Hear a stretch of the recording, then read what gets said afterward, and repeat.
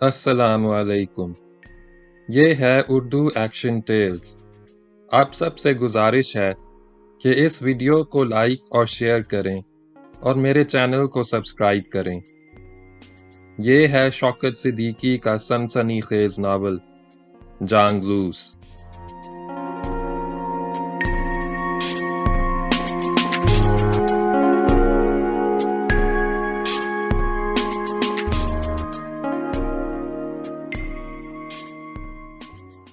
باب نمبر 31۔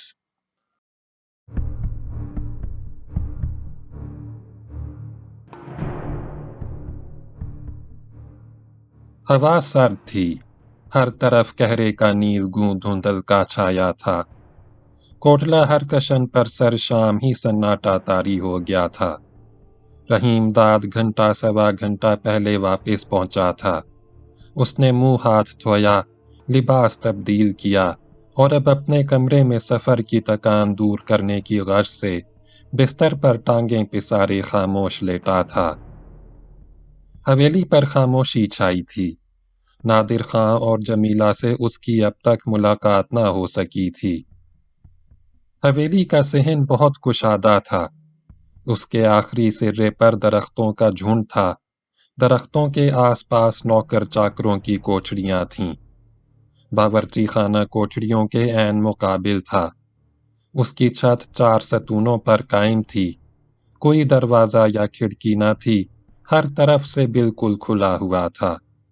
باورچی خانے میں تنور روشن تھا۔ تنور کے اندر سے نکلتی ہوئی آنچ کے ابھرتے لپکتے شعلے کہرے کی دھند میں دور سے سرخ دھبوں کی مانند نظر آ رہے تھے۔ یہ روشن دھبے کبھی نمایاں ہو جاتے، کبھی اندھیرے میں گھل مل کر غائب ہو جاتے۔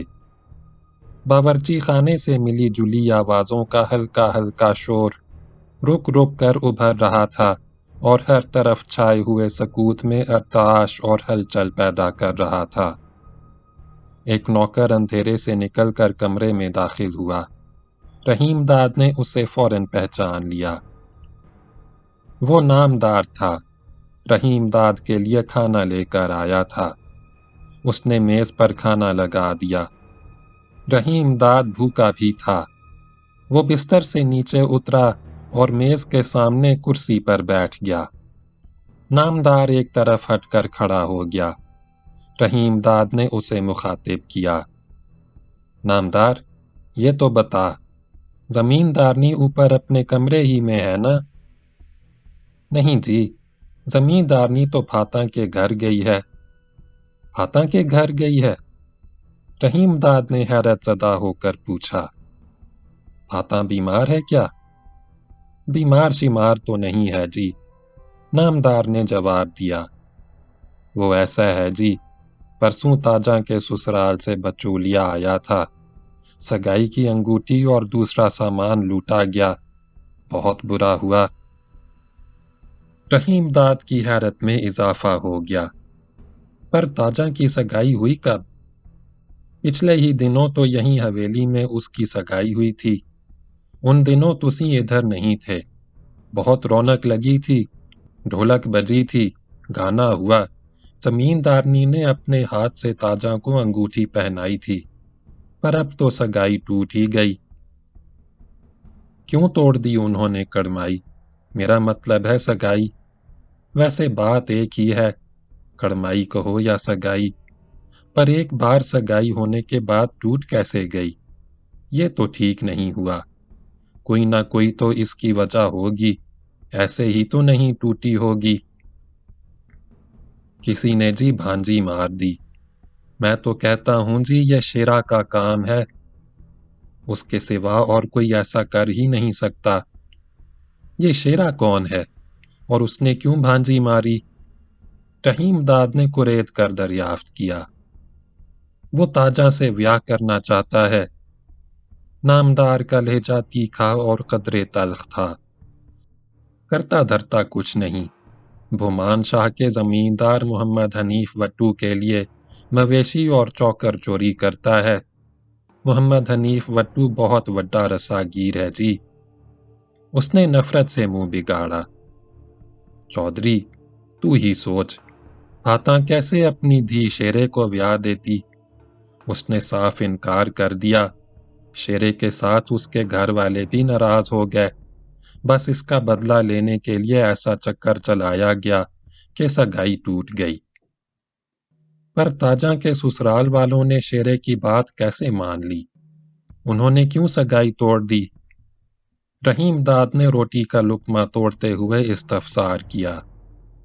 ताजा का साहा तो मेरे सामने ही हुआ था। तब तो ससुराल वाले बहुत खुश थे। उन्होंने सगाई पर भी खुशी मनाई होगी। हाँ जी, बहुत खुश थे। ये बता नामदार, क्या शेरा किसी तरह ताजा के ससुराल वालों का शरीका लगता है? नहीं जी, ऐसी कोई गल बात नहीं। उसने किसी मलासियाने के जरिए ताजा के ससुराल वालों को बहका दिया। वो उसके बहकाने में आ भी गए। कहते हैं जंज इस हवेली में नहीं उतरेगी। ना यहाँ ब्याह होगा, ना जमींदारनी ब्याह में बैठेगी। ये कैसे हो सकता है? जमींदारनी से उन्हें क्या बेर है? रहीम दाद ने हैरत ज़दा होकर दरियाफ्त किया। उसने उनका क्या बिगाड़ा है? गले है जी, वो कहते हैं जमींदारनी रंड बेवा है। उसके बैठने से ब्याह में बदशगुनी और नहुसत होगी। नामदार ने नागवारी से मुंह बिगाड़ा। जमींदारनी ने यह सुना तो उसने ताजा के ससुराल वालों की बात मान ली, पर ताजा की माँ फाता ना मानी। वो अड़ गई। साफ साफ कह दिया, ब्याह होगा तो हवेली ही से होगा और बहन जी इसमें जरूर बैठेगी। उसके बिना तो ब्याह हो ही नहीं सकता। गल तो उसने ठीक ही कही। फाता है हौसले वाली। सुना है जी वो तो उनसे लड़ पड़ी। बोली रंट बेवा तो मैं भी हूं। मेरा घर वाला तो मुद्दत हुई गुजर गया। फिर मैं कैसे ब्याह में बैठ सकती हूं? मेरे घर ताजा की जंज कैसे चढ़ सकती है? नामदार तफसील से एक एक बात बताता रहा। कहती तो जी वो बिल्कुल ठीक ही है। अगर हवेली से ताजा का ब्याह नहीं हो सकता तो फाता के घर से कैसे हो सकता है? गल तो एक ही सी हुई ना। जब सगाई टूट ही गई तो अब जमींदारनी फाता के घर क्यों गई है? रहीम दाद ने हैरत का इजहार किया। जमींदारनी सगाई तोड़ना नहीं चाहती। नामदार ने रहीम दाद को मुतल्ला किया।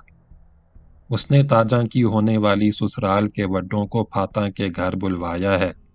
ताजा का ससुर उसका मामा भी तो होता है। फाता का सगा भिरा है। लगता है आज जमींदारनी उन्हीं से गल बात करने गई है।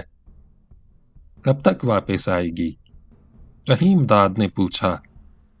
पता नहीं जी, देर ही से लौटेगी। लम्मी गल होगी।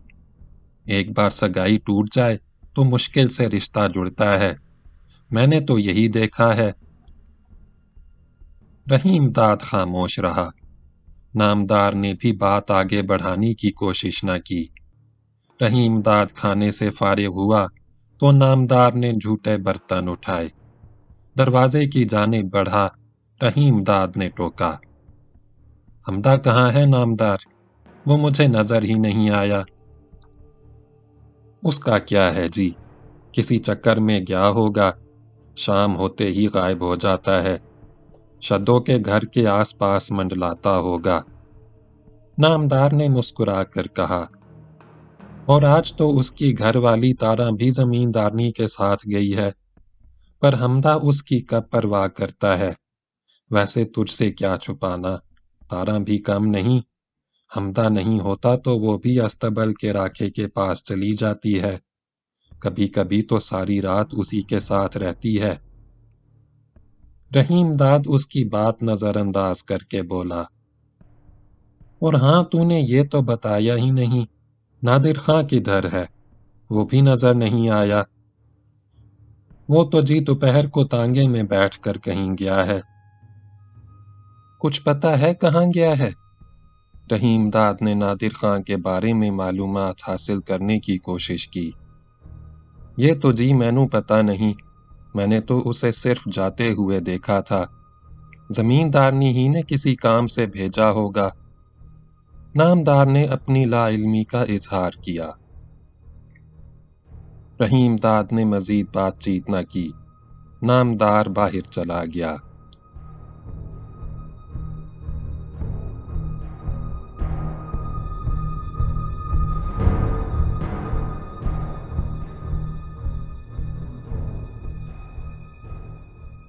رات سنسان ہوتی گئی، دھند گاڑھی اور بوجھل ہوتی گئی۔ رحیم داد خاموش بیٹھا سوچتا رہا کہ نادر خان اس طرح اچانک کہاں چلا گیا۔ اسے احسان شاہ کا خیال آیا، مگر ساتھ ہی یہ بھی یاد آیا کہ نادر نے وعدہ کیا تھا کہ احسان شاہ کے پاس نہیں جائے گا، بلکہ اس نے رحیم داد کو بھی مشورہ دیا تھا کہ احسان شاہ سے ملنے جلنے میں احتیاط سے کام لے۔ پھر وہ کہاں گیا؟ کس کے پاس گیا؟ کس لیے گیا؟ رحیم داد تنہا بیٹھا نادر کے بارے میں طرح طرح کی قیاس آرائیاں کرتا رہا۔ اسے جمیلہ کی واپسی کا بھی بے چینی سے انتظار تھا۔ وہ جلد سے جلد اس کا رد عمل معلوم کرنا چاہتا تھا۔ پہر رات گزر گئی، جمیلہ ہنوز لوٹی نہ تھی۔ رحیم داد کو نیند بھی نہیں آ رہی تھی۔ کچھ عرصے سے رات گئے تک جاگنے کی عادت پڑ گئی تھی۔ وہ یہ جاننے کے لیے بے قرار تھا کہ اس کی غیر حاضری میں کیا کیا ہوتا رہا، کیا کیا تبدیلیاں رونما ہوئیں۔ اسے الجھن ہو رہی تھی۔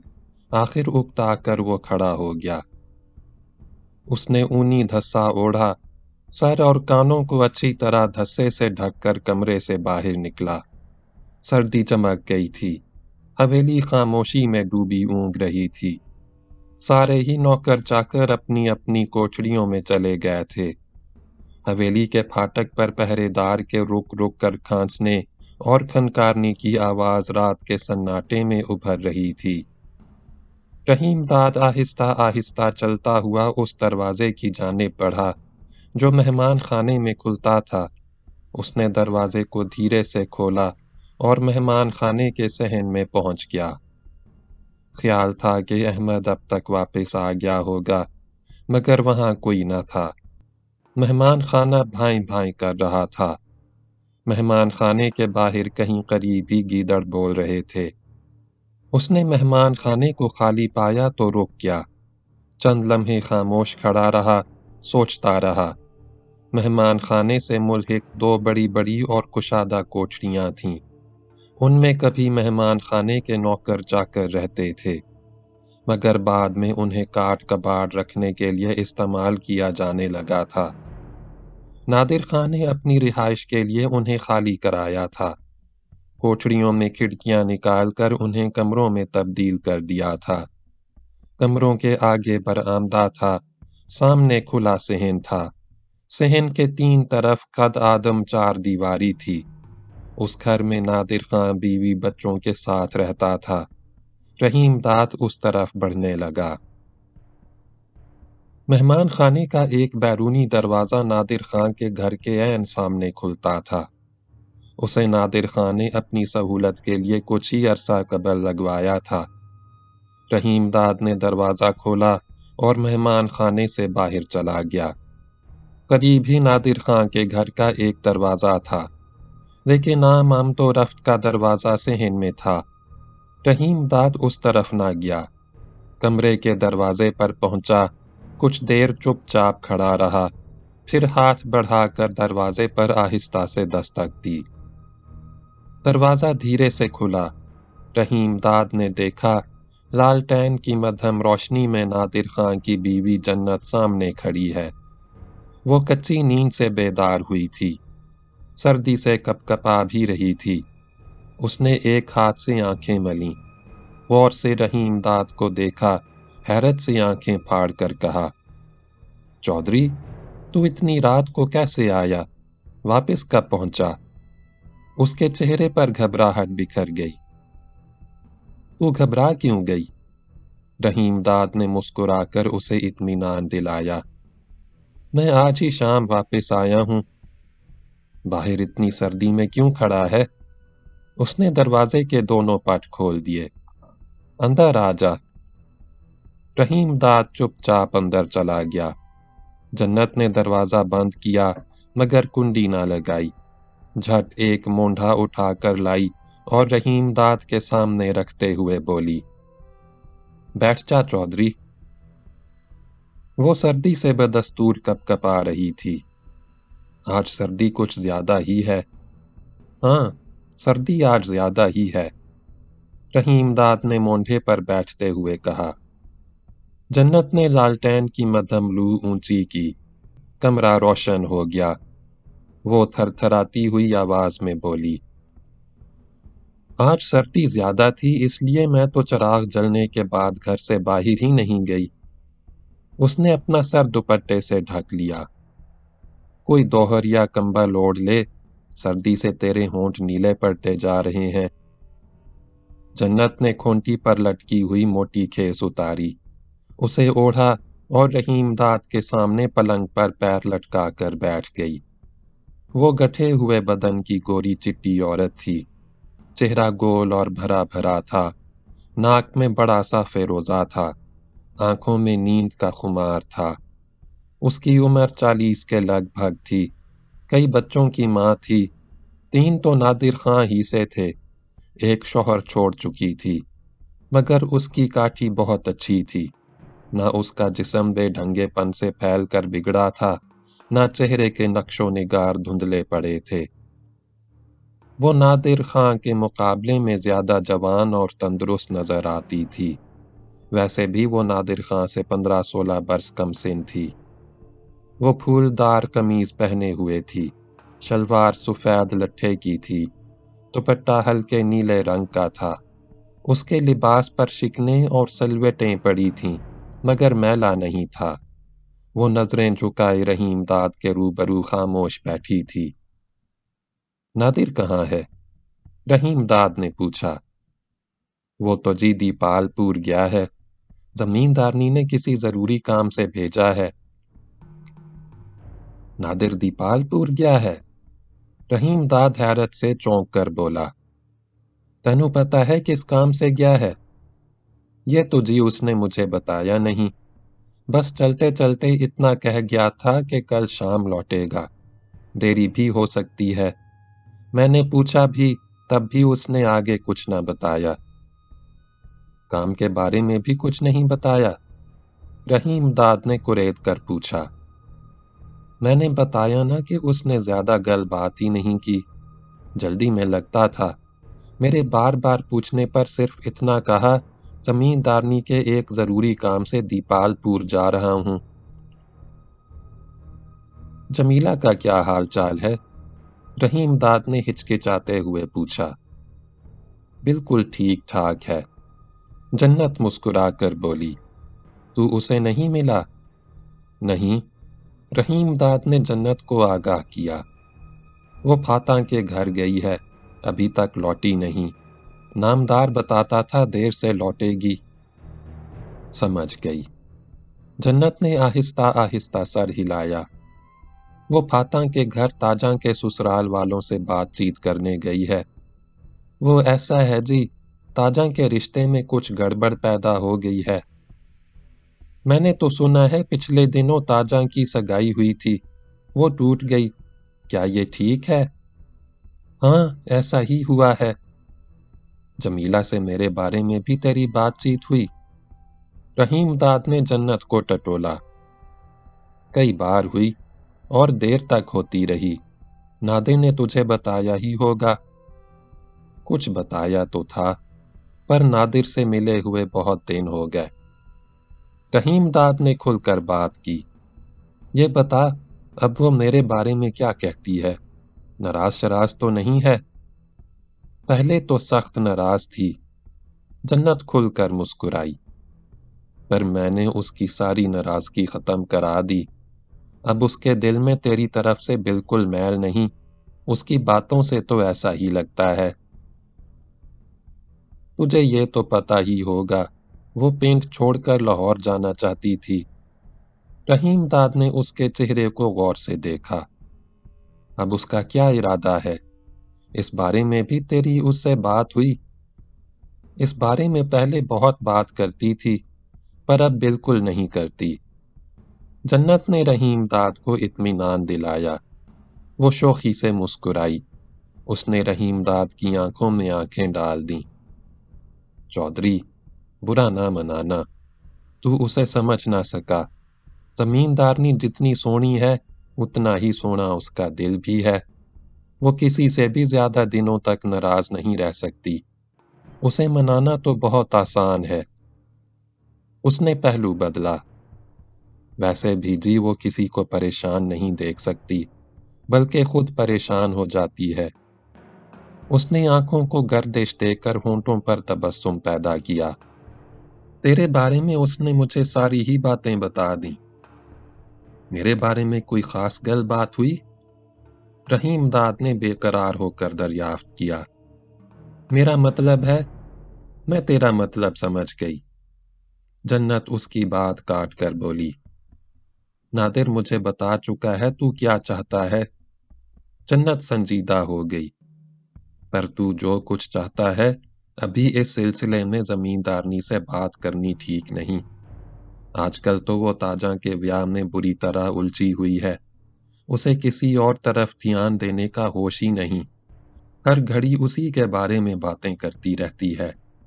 उसका लहजा नरम और शगुफ्ता हो गया। चौधरी, ऐसी लगन और चाह से ब्याह की तैयारियां कर रही है, जैसे ताजा उसकी अपनी धी हो। उसका चेहरा अफसुर्दा हो गया। वो बहुत धूम धड़के से ब्याह करना चाहती है, पर अब तो ताजा की सगाई टूट गई। बहुत बुरा हुआ। जमींदारनी को इसका बहुत दुख है। जब से ये हुआ है, बहुत घबराई हुई और परेशान रहती है। रहीमदाद ने बात का रुख बदलते हुए दरियाफ्त किया। जन्नत, तेरी तीनों छोरियां किधर हैं? बराबर के कमरे में सो रही हैं। उसने मुड़कर उस तरफ देखा। मैं भी वहीं सोती हूं। रहीमदाद ने जन्नत के जिस्म को टटोलने वाली नजरों से देखा। उसने कसमसा कर पहलू बदला और एक टांग पर दूसरी रखकर जरा तिरछी होकर बैठ गई। रहीमदाद को उसका ये अंदाज अच्छा लगा। मुस्कुरा कर बोला, जन्नत, तू लाचा क्यों नहीं बांधती? नहीं जी, मेरे मेके में जनानियां धोती और लाचा नहीं बांधती। उसने गर्दन ऊंची करते हुए ठस्से से कहा, मेरा प्यू जमींदार है, उसकी 30 कल्ला से ऊपर जमीन है। वैसे भी जी हम आबादकार हैं, उधर के जांगली शांगली नहीं है। वो अपनी बात कहते कहते ठटकी, जेरे लब मुस्कुराई। पर चौधरी, तेरे ध्यान में ये बात कैसे आई कि मुझे लाचा बांधना चाहिए? शलवार मुझे बुरी लगती है। रहीम दाद ने ही जान अंगेज नजरों से जन्नत को देखा। वो एहसान शाह और सरदार मुराद खां शाहानी की सोहबत में खासा ओबाश और बदनजर हो गया था। जन्नत इस वक्त उसे अच्छी लगी। लालटेन की जर्द जर्द रोशनी में उसका गोरा चिट्टा चेहरा दमक रहा था। जन्नत उसकी चुभती हुई नजरों की ताब ना ला सकी। उसने शर्मा कर नजरें झुका लीं। उसके रुखसारों पर हल्की हल्की सुर्खी फैल गई। जन्नत, तू लाचा बांधे तो ज्यादा सोहनी लगेगी। रहीमदाद ने मुस्कुराते हुए कहा। कहाँ सोहनी हूं जी? वो बड़े नाज से बोली। सोहनी तो सच पूछ अपनी जमींदारनी है। उसे तो जो भी देखता है देखता ही रह जाता है। उसका रंग रूप ही ऐसा है। जमीला का जिक्र सुनकर रहीमदाद के सारे उबलते मचलते वलवले झाग की मानित बैठ गए। वो कुछ ना बोला। उसने बेचैनी से पहलू बदला और उठकर खड़ा हो गया। जन्नत ने टोका, कहाँ चला चौधरी? नींद लग रही है, जाकर सोऊंगा। चला जाना, एक गिलास गरम दूध तो पी ले। वो मुस्कुरा कर बोली। उसके अंदाज में लगावट थी। तू पहली बार मेरे घर आया है, मैं तुझे ऐसे हरगिज नहीं जाने दूंगी। मैं अभी दूध लाई, गरम ही होगा। मैं रात को भड़ोली पर दूध रख देती हूँ, सुबह तक गरम रहता है। रहीमदाद बैठ गया। जन्नत कमरे से निकलकर सहन में चली गई। थोड़ी देर बाद वो दोनों हाथों में भड़ोली उठाए हुए आई। ये प्याले की शक्ल की खुले मुंह और चौड़े पींदे की अंगीठी थी। उसके बालाई किनारों में चारों तरफ छोटे छोटे सुराख थे। उसे चिकनी मिट्टी में तोड़ी शामिल करके इस तरह बनाया गया था कि पहले मिट्टी को अच्छी तरह गूंधा गया, फिर उसे हाथों की मदद से तैयार करके धूप में सुखाया गया था। उसमें ओपले सुलगा कर रख दिए जाते, जिनकी हल्की हल्की आंच रात भर दमकती रहती। भड़ोली के ऊपर पीतल की गड़वी में दूध भरा था। जन्नत ने भड़ोली कमरे में ला कर रख दी। वो दोबारा बाहर गई और कांसी का लंबा ग्लास लेकर आई। ग्लास में उसने गड़वी से गरम गरम दूध उंडेला, शक्कर मिलाई और ग्लास रहीम दाद की तरफ बढ़ाकर बोली, चौधरी, ले इसे पी ले, ज्यादा गरम नहीं है। रहीम दाद ने ग्लास हाथ में लिया, होंठों से लगाया और घूंट घूंट गरम दूध पीने लगा। जन्नत ने भड़ोली अपने सामने रख ली और उसमें सुलगते हुए अपलों की आंच पर दोनों हाथ फैलाकर सेंकने लगी। रहीम दाद ने दूध पीकर ग्लास जन्नत को दे दिया। उसने ग्लास एक तरफ रख दिया और भड़ोली पर झुककर एक बार फिर दोनों हाथ सेंकने लगी। रहीम दाद ने देखा, भड़ोली की सुर्ख सुर्ख आंच से जन्नत का चेहरा दमक रहा है। उस पर फबन आ गई है। रहीम दाद उसे गौर से देखता रहा। वह मुस्कुराया। उसने जन्नत को टटोलने के लिए छेड़ा। जन्नत, सिर्फ दूध ही पिलाएगी? और तुझे क्या चाहिए? वो बदस्तूर भड़ोली पर झुकी हुई बैठी रही। ये तो तुझे भी पता है। रहीम दाद धीरे धीरे खुलने लगा। मुझे क्या पता जी? उसने रहीम दाद की जानिब फिर भी ना देखा। तू सोहनी तो है, पर इतनी भोली नहीं कि तुझे कुछ पता नहीं। वो हौले हौले हंसने लगा। जन्नत ने जबान से तो कुछ ना कहा, नजरें उठाकर देखा। दोनों की नजरें मिलीं। वो मुस्कुराई और फिर गर्दन झुका ली। उसके रुखसार भड़ोली की आंच से लाल भभूका हो रहे थे। लबों पर दबी दबी मुस्कुराहट थी। आंखों में चराग झिलमिला रहे थे। रहीम दाद टिकटिकी बांधे उसे देखता रहा। जन्नत ने गर्दन ऊंची की, रहीम दाद की जानिब देखा, आहिस्ता से बोली, चौधरी, तुझे सर्दी नहीं लग रही? रहीम दाद ने कुछ ना कहा, उठकर जन्नत के पास जाने के लिए कसमसाया। उसी वक्त दरवाजा चिरचिराया। रहीम दाद ने पलट कर देखा कि जमीला दरवाजा खोलकर कमरे में दाखिल हो रही है।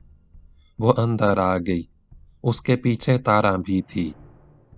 चौधरी, तू इधर बैठा है? जमीला ने कहा। मैं तेरा खोज लगाती फिर रही हूं। वो मुस्कुराती हुई आगे बढ़ी। मुझे तो फाता के घर से वापसी पर पता चला तू आ गया है। कब आया? मैं तो शाम होने से पहले ही पहुंच गया था। कमरे में बैठा तेरा इंतजार करता रहा। जब तू देर तक ना आई तो नादिर से मिलने इधर आ गया। यहां जन्नत से पता चला वो दीपालपुर गया है। रहीम दाद बोलते बोलते ठटका। जमींदारनी, तू इस तरह खड़ी क्यों है? बैठ जा। इधर आजा जमींदारनी। जन्नत ने भी रहीम दाद की तायीद की और खड़े होकर पलंग की तरफ इशारा किया। यहीं बैठ जा। उसने उठकर छपाक छपाक बिस्तर की शिकनें दुरुस्त करना शुरू कर दी। जमीला ने मुस्कुराते हुए कहा, जन्नत, मैंने यहां बैठना नहीं है। उसने रहीम दाद की जानिब मुड़कर देखा। चौधरी, मेरे साथ चल, तुझसे कुछ जरूरी गलबात करनी है। मैं तो तेरा कई रोज से सख्त इंतजार कर रही थी। रहीम दाद उठकर खड़ा हो गया। जमीला दरवाजे की जानिब बढ़ी। रहीम दाद भी उसके साथ साथ बढ़ा। तारा दोनों के पीछे पीछे चल रही थी। तीनों बाहर निकले और मेहमान खाने में दाखिल हो गए। तारा ने मेहमान खाने का दरवाजा बंद कर दिया।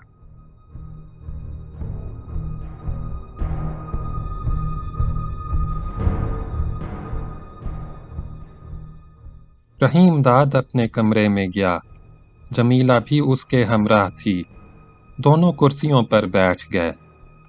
जमीला सुनहरी किनारे की सफ़ेद शाल ओढ़े हुए थी। उसका लिबास भी सफ़ेद ही था। इस सादगी में भी उसका दिलकश चेहरा कुंदन की मानिंद दमक रहा था। रुखसारों पर गुलाब खिल रहे थे। गजाली आंखों में सितारे जगमगा रहे थे। दोनों के पहुंचने के थोड़े ही देर बाद नामदार ने अंगीठी लाकर कमरे में रख दी। अंगीठी में अंगारे दहक रहे थे। अंगीठी रहीम दाद और जमीला के दरमियान रखी थी।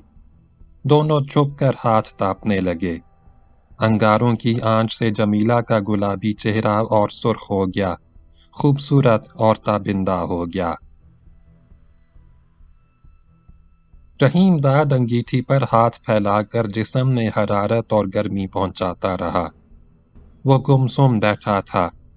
उसके जहन में तरह तरह के वसवसे और खदशे मंडला रहे थे। हर चंद वो जन्नत की जुबानी सुन चुका था कि जमीला अब उससे खफा नहीं है, मगर उसके दिल में चौंके चोर था, लिहाजा सहमा हुआ था। बार बार ये ख्याल उसे परेशान करता कि जमीला इतनी रात गए कौन सी अहम बात करना चाहती है, जिसके लिए उसने न सिर्फ फाता के घर से लौटते ही उसकी तलाश शुरू कर दी, बल्कि कई रोज से उसका बेचैनी से इंतजार भी कर रही थी। उसने नजरें उठाकर जमीला के दिल आवेज दहकते हुए चेहरे को देखा। लम्हा भर तक बेकरारी से देखता रहा। फिर उसने हौले से गहरी सांस भरी और नजरें झुका लीं। जमीला ने रहीम दाद की जानिब देखे बगैर खामोशी को तोड़ा। चौधरी, इतने दिन कहाँ रहा? वो ज़ेरे लब मुस्कुराई। खरीफ की वाढ़ी पर तेरा बहुत इंतजार रहा। तुझे वाढ़ी पर तो यहाँ होना ही चाहिए था। खरीफ की वाढ़ी हो गई, बहुत ठीक हुआ। वाढ़ी तो कराना ही थी। जब तू नहीं आया तो शुरू करानी पड़ी, बल्कि देर से शुरू हुई। ऐसा तेरा लंबा इंतजार करने के कारण करना पड़ा। मैं पूछती हूँ, तू वाढ़ी पर पहुंचा क्यों नहीं? मैं होता भी तो क्या करता? रहीम दाद ने मुस्कुराकर जवाब दिया। तू मौजूद ही थी। कमाल करता है, ये भी कोई गल बात हुई? उसने नजरें उठाकर रहीम दाद की जानिब देखा। उसका लहजा तीखा था, मगर उसकी आंखों में खफगी या कदूरत का गुबार मतलक न था। मेरा क्या है, वाढ़ी पर तो तेरा मौजूद होना जरूरी था। मैंने कौन सी जमींदारी चलानी है? जमीला का लहजा नरम पड़ गया। ये बता, तू अब तक रहा कहाँ? मैं क्लेम के चक्कर में पहले मंटगमरी गया, फिर मुल्तान जाना पड़ा। वो तो मैनू पता है। नादिर मुझे बता भी चुका है, और ये भी बता चुका है तेरे क्लेम के बारे में जो गड़बड़ पैदा हो गई थी, वो भी बिल्कुल दूर हो गई। ये बहुत ठीक हुआ। मुझे तेरे क्लेम के कारण बहुत चिंता थी। जमीला ने इजहार मुसर्रत करते हुए कहा। पर इसके बाद तू रहा कहाँ? वापस क्यों ना आया? क्या करता वापस आकर? रहीम दाद ने चेहरे पर अफसुर्दगी के तासुरात पैदा करते हुए कहा। मैनू इस जमीन और हवेली की अलाटमेंट से क्या लेना? तूने ही दिलाई थी, और तेरी ही जमीन और हवेली भी थी। उसने नजरें उठाकर जमीला के शगुफ्ता और दमकते हुए चेहरे को देखा।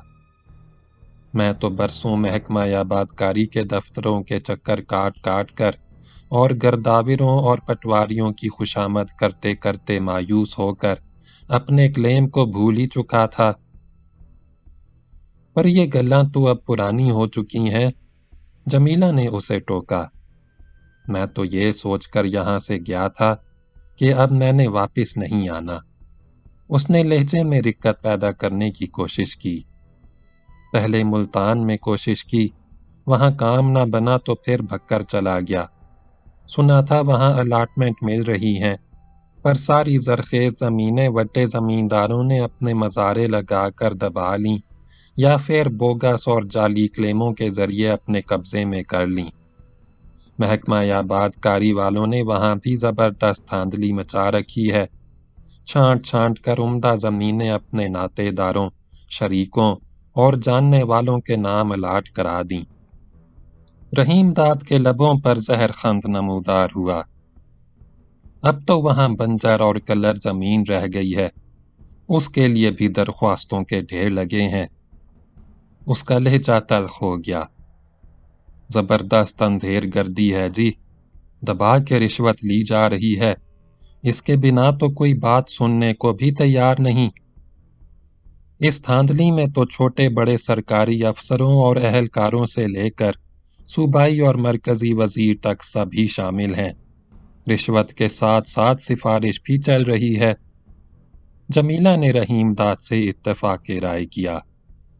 पर चौधरी, तू अलाटमेंट के चक्कर में पड़ा ही क्यों? यहाँ की अराजी कुछ कम है, तू क्यों अलाटमेंटों की लूट मार में शामिल हो गया? तेरे लिए तो यही जमीन बहुत है। सोचा था थोड़ी सी जमीन कहीं और मिल जाए तो जमींदारी शुरू कर दूंगा। कुछ न कुछ तो करना ही था। इस जमीन और जायदाद को तो कभी मैंने अपना समझा ही नहीं, ये तू भी ठीक तरह जानती है। रहीम दाद ने आवाज में और ज्यादा रिक्कत पैदा की। जब तू मुझसे नाराज हो गई तो मैंने यहां रहकर क्या करना? उसने बुझी बुझी नजरों से जमीला की आंखों में झांकने की कोशिश की। जमींदारनी, तुझे लाहौर शोहर जाने की जरूरत नहीं, मैं खुद ही यहां से चला जाऊंगा।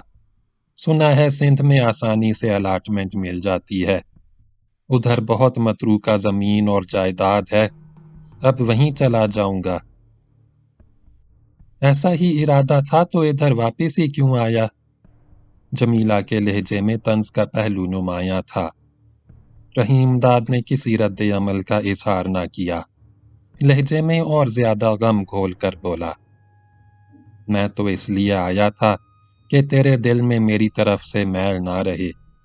जो कुछ हो गया उसे भूल जा। हाँ, तेरा और अल्लाह वसाया का मुझ पर जो एहसान है वो मैं जिंदगी भर नहीं भूल सकता। तूने और उसने मुझे ऐसे वक्त सहारा दिया जब मेरा कोई ठिकाना ना था, कोई अपना ना था। उसने ठंडी सांस भरी। अब तेरी जमीन और हवेली तेरे पास रहेगी। वकील को बुला ले, मैं जमीन और हवेली का बेनामा तेरे नाम कर दूं। मेरा क्या है, जब एक बार घर से बेघर हो गया, उजड़ गया, तबाह हो गया, तो कहीं भी पड़ाव डाल लूंगा, जैसे तैसे जिंदगी गुजर ही जाएगी। जमीला उसके दुख भरे लहजे और गमज़दा बातों से बहुत मुतासिर हुई। प्यार से डांट कर बोली, फजूल बातें ना कर। जमीला मुस्कुराई। चौधरी, तूने मुझे समझा ही नहीं। मैं तो किसी से भी नाराज नहीं रह सकती, और तू तो मेरी ही तरह फसादात की भड़कती आग का झुलसा हुआ है। खून का दरिया तैर कर निकला है, मैं तेरा दुख जानती हूं। उसने गहरी सांस भरी। उसका लहजा अफसुर्दा हो गया। उसमें तड़प थी, दर्द की चुभन थी। मैंने आग और खून का ये खौफनाक खेल देखा है। इस दुख और अपराध को झीला है, भुगता है। यह भयानक कल्पना है। रात को कभी उसकी याद आ जाती है तो आज भी सारी सारी रात नींद नहीं आती। उसके खूबसूरत और तापनाक चेहरे पर गम का साया फैल गया। चौधरी, ऐसी बातें करके मेरे घाव ना छेड़। तैनू पता नहीं मैं कितनी अभागन और दुखी हूं। तू पिंड छोड़कर लाहौर तो नहीं जा रही है? रहीम दाद ने बेकरार होकर पूछा। पहले मुझे ये बता, तूने इस बारे में क्या सोचा? मैं तो आजकल ताजा के ब्याह के बारे में सोच रही हूं। सुना है ताजा की तूने सगाई भी कर दी? रहीम दाद ने पूछा। मेरी तो आशा थी तू उसकी सगाई पर यहां होता, पर तेरा तो कुछ पता ही ना था कि कहाँ है और कब लौटेगा, लौटेगा भी या नहीं। जमीला का लहजा अचानक गमनाक हो गया। पर अब तो ताजा के ससुराल वालों ने सगाई तोड़ दी। सुना तो मैंने भी यही है। नामदार बताता था तू आज इसी मामले में फाता के घर गई थी। क्या बना बातचीत का? सगाई के साथ रिश्ता तो समझो टूट ही चुका है, पर ताजा का होने वाला सुसर नेक बंदा है। वैसे ताजा का सगा मामा भी होता है। उसने सबको समझा बुझा कर राजी तो कर लिया है। बहुत बक बक झक झक के बाद फैसला हुआ। क्या फैसला हुआ? रहीम दाद ने बेचैन होकर दरियाफ्त किया। व्याना हवेली से होगा, ना फाता के घर से, जमीला ने बताया। नादिर खान जिस घर में रहता है वहां से तो ब्याह होगा, जंट स्कूल में उतरेगी। ये तो ठीक ही फैसला हुआ। वैसे हवेली से ब्याह होता तो ठीक था। तू ब्याह में बैठेगी ना? मैंने सुना था ताजा के ससुराल वालों को तेरे ब्याह में बैठने पर भी एतराज था। ये तो उन्होंने बहुत खराब शर्त लगाई थी। ब्याह के लिए सब कुछ तू करे और तुझे ही ब्याह में ना बैठने दिया जाए, ये कैसे हो सकता है? अब ये तय हुआ है कि मैं ब्याह में बैठूंगी। वैसे मैं तो खुद बैठना नहीं चाहती थी। उसकी आवाज में दबा दबा कर्ब था। तू क्यों नहीं ब्याह में बैठना चाहती थी? रंडोधवा जो हुई। जमीला का लहजा और अफसुर्दा हो गया। रंड का तो ब्याही जाने वाली कुड़ी पर साया भी नहीं पड़ना चाहिए। इसे बुरा शगुन समझा जाता है। क्या किया जाए, रीता रस्मा ही ऐसी हैं। रहीम दाद ने जमीला को गमज़दा और दिल गरिफ्ता पाया तो गुफ्तगू का रुख बदल दिया। पूछा, जमींदारनी, तूने नादिर को दीपालपुर किस लिए भेजा है? कोई खास काम है? खास ही काम है। तुझसे उसी के बारे में मशवरा करना चाहती थी। बल्कि इस मामले में तो मुझे तेरा सख्त इंतजार था। ना आता तो मैं नादिर खां को दोबारा तेरे पास भेजती। गल के है? खैर है ना? रहीम दाद ने कुरेद कर पूछा। खैर ही है। तू एहसान शाह को तो जानता है। रहीम दाद घबरा गया। लहजे में आजिज़ी पैदा करते हुए बोला, तुझे सब कुछ पता है, फिर ऐसी गल बात क्यों पूछती है? उसने लहजे में तलखी पैदा करने की कोशिश की। पर अब मेरे सामने उसका नाम ना ले, उसकी वजह से तुझसे सारी नाराजगी हुई। उसने चेहरे पर गुस्से और नागवारी के तासुरात पैदा किए। तेवरी पर बल पड़ गए। तुझे पता नहीं वो कितना कमीना है। उसी ने मेरा क्लेम मनसूख कराने के लिए दरख्वास्त लगाई थी। तफ्तीश करवाने का हुक्म निकलवाया था। मैनू सब पता है। नादिर मुझे इस बारे में पहले ही सब कुछ बता चुका है। एहसान शाह कितना कमीना और गंदा है, ये मुझे ठीक तरह पता है। जब ऐसी बात है तो उसका जिक्र तूने मेरे सामने क्यों छेड़ा? रहीमदाद ने कदरे तीखे लहजे में कहा। मुझे तंग करना चाहती है, जलील करना चाहती है? ऐसी गल नहीं। जमीला मुस्कुराकर नरम लहजे में बोली। नाराज ना हो। उसने रहीमदाद के चेहरे की जानिब नजरें उठाईं। उसकी आंखों में पिछली रात के चांद की चांदनी उतर आई थी। मुझे एहसान शाह से एक जरूरी काम पड़ गया है। एहसान शाह से जरूरी काम पड़ गया है? और तुझे? रहीमदाद हैरानो परेशान होकर गोया हुआ। हाँ, ऐसी ही गल है, और तुझे इस काम के सिलसिले में एहसान शाह के पास जाना होगा। जमींदारनी, तू कैसी गल कर रही है? रहीमदाद ने चेहरे पर झुंझुलाहट पैदा करते हुए नागवारी से कहा। मैंने उसके पास नहीं जाना। मुझे तो अब उसके नाम से भी घिन आती है। मेरी गल तो सुन। जमीला नरमी से बोली। सुना? क्या सुनाना चाहती है? रहीमदाद के चेहरे पर बदस्तूर तनाव था। बात यह है, जमीला ने संभल संभल कर अपना मकसद बयान किया। ये तो तुझे पता ही होगा, एहसान शाह अपने मज़ारों और कमियों की नौजवान घरवालियों और कुड़ियों को उठवा कर कैद कर लेता है। सुना है उनको रखने के लिए उसने बहुत बड़ा कोट बनवा रखा है। سمجھو ایک طرح کی جیل ہے وہ، اس کی کڑی نگرانی کی جاتی ہے۔ سنا تو میں نے بھی ہے، پر کبھی دیکھا نہیں۔ رحیم داد نے ڈھٹائی سے جھوٹ بولا۔ انہی قیدی زنانیوں میں سے ایک نے کسی نہ کسی طرح کوٹ کی جیل سے بھاگنے کی کوشش کی، اور اس کی کوشش سفل بھی ہو گئی۔ جب جیل ہوگی تو زنانیاں اس سے نکل کر بھاگنے کی کوشش بھی کرتی ہوں گی، اور کوئی تو کامیاب بھی ہو جاتی ہوگی۔ رحیم داد نے اپنے فوری رد عمل کا اظہار کیا۔ پر تو نے ان سے کیا لینا؟ ہوا یہ کہ ایک ایسی ہی زنانی چند روز ہوئے یہاں پہنچ گئی۔ جمیلہ نے رحیم داد کو اپنی بات وضاحت سے سمجھانے کی کوشش کی۔ ایسی کڑاکے کی سردی میں وہ ات بھر جھاڑیوں میں چھپی رہی۔ میں سویرے اسکول پہنچی تو وہ جھاڑیوں سے نکل کر میرے پیروں پر گر پڑی۔ سردی سے اس کا بدن مانو برف ہو رہا تھا۔ رحیم داد سخت پریشان ہوا۔ اسے خدشہ لاحق ہوا کہ کوئی ایسی عورت نہ ہو جو احسان شاہ کی حویلی میں اس کے ساتھ رات بسر کر چکی ہو۔ وہ اسے فوراً پہچان لیتی اور اس کے لیے خطرہ بن جاتی۔ جمیلہ ایک بار پھر اس سے ناراض ہو جاتی اور اب اسے منانا بھی مشکل ہوتا۔ وہ سخت الجھن میں پڑ گیا، ہچکچاتے ہوئے گویا ہوا۔ اب وہ کہاں ہے؟ میرے کمرے میں ہے، جمیلہ نے بتایا۔ رحیم داد کی پریشانی اور بڑھ گئی، اور اس قدر بڑھ گئی کہ وہ اس کے بارے میں پوچھ گچھ بھی نہ کر سکا۔ دم بخود بیٹھا رہا۔ جمیلہ بولتی رہی۔